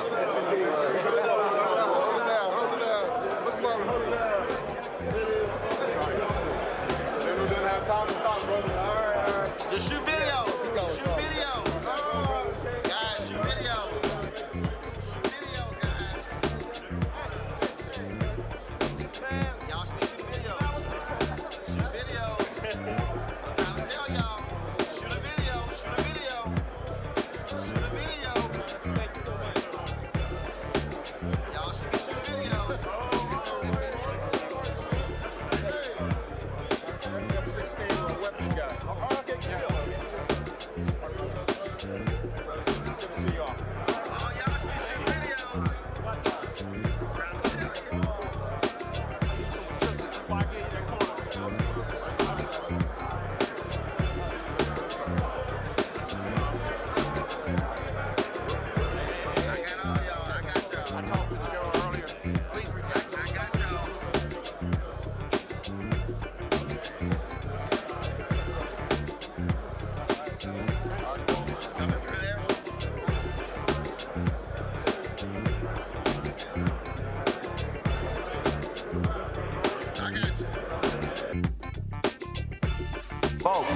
Star Network is here.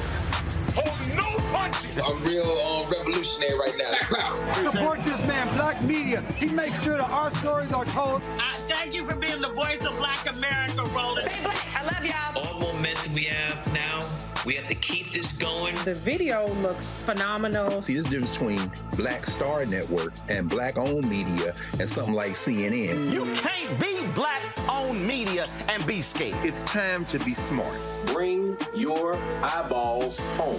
You dig?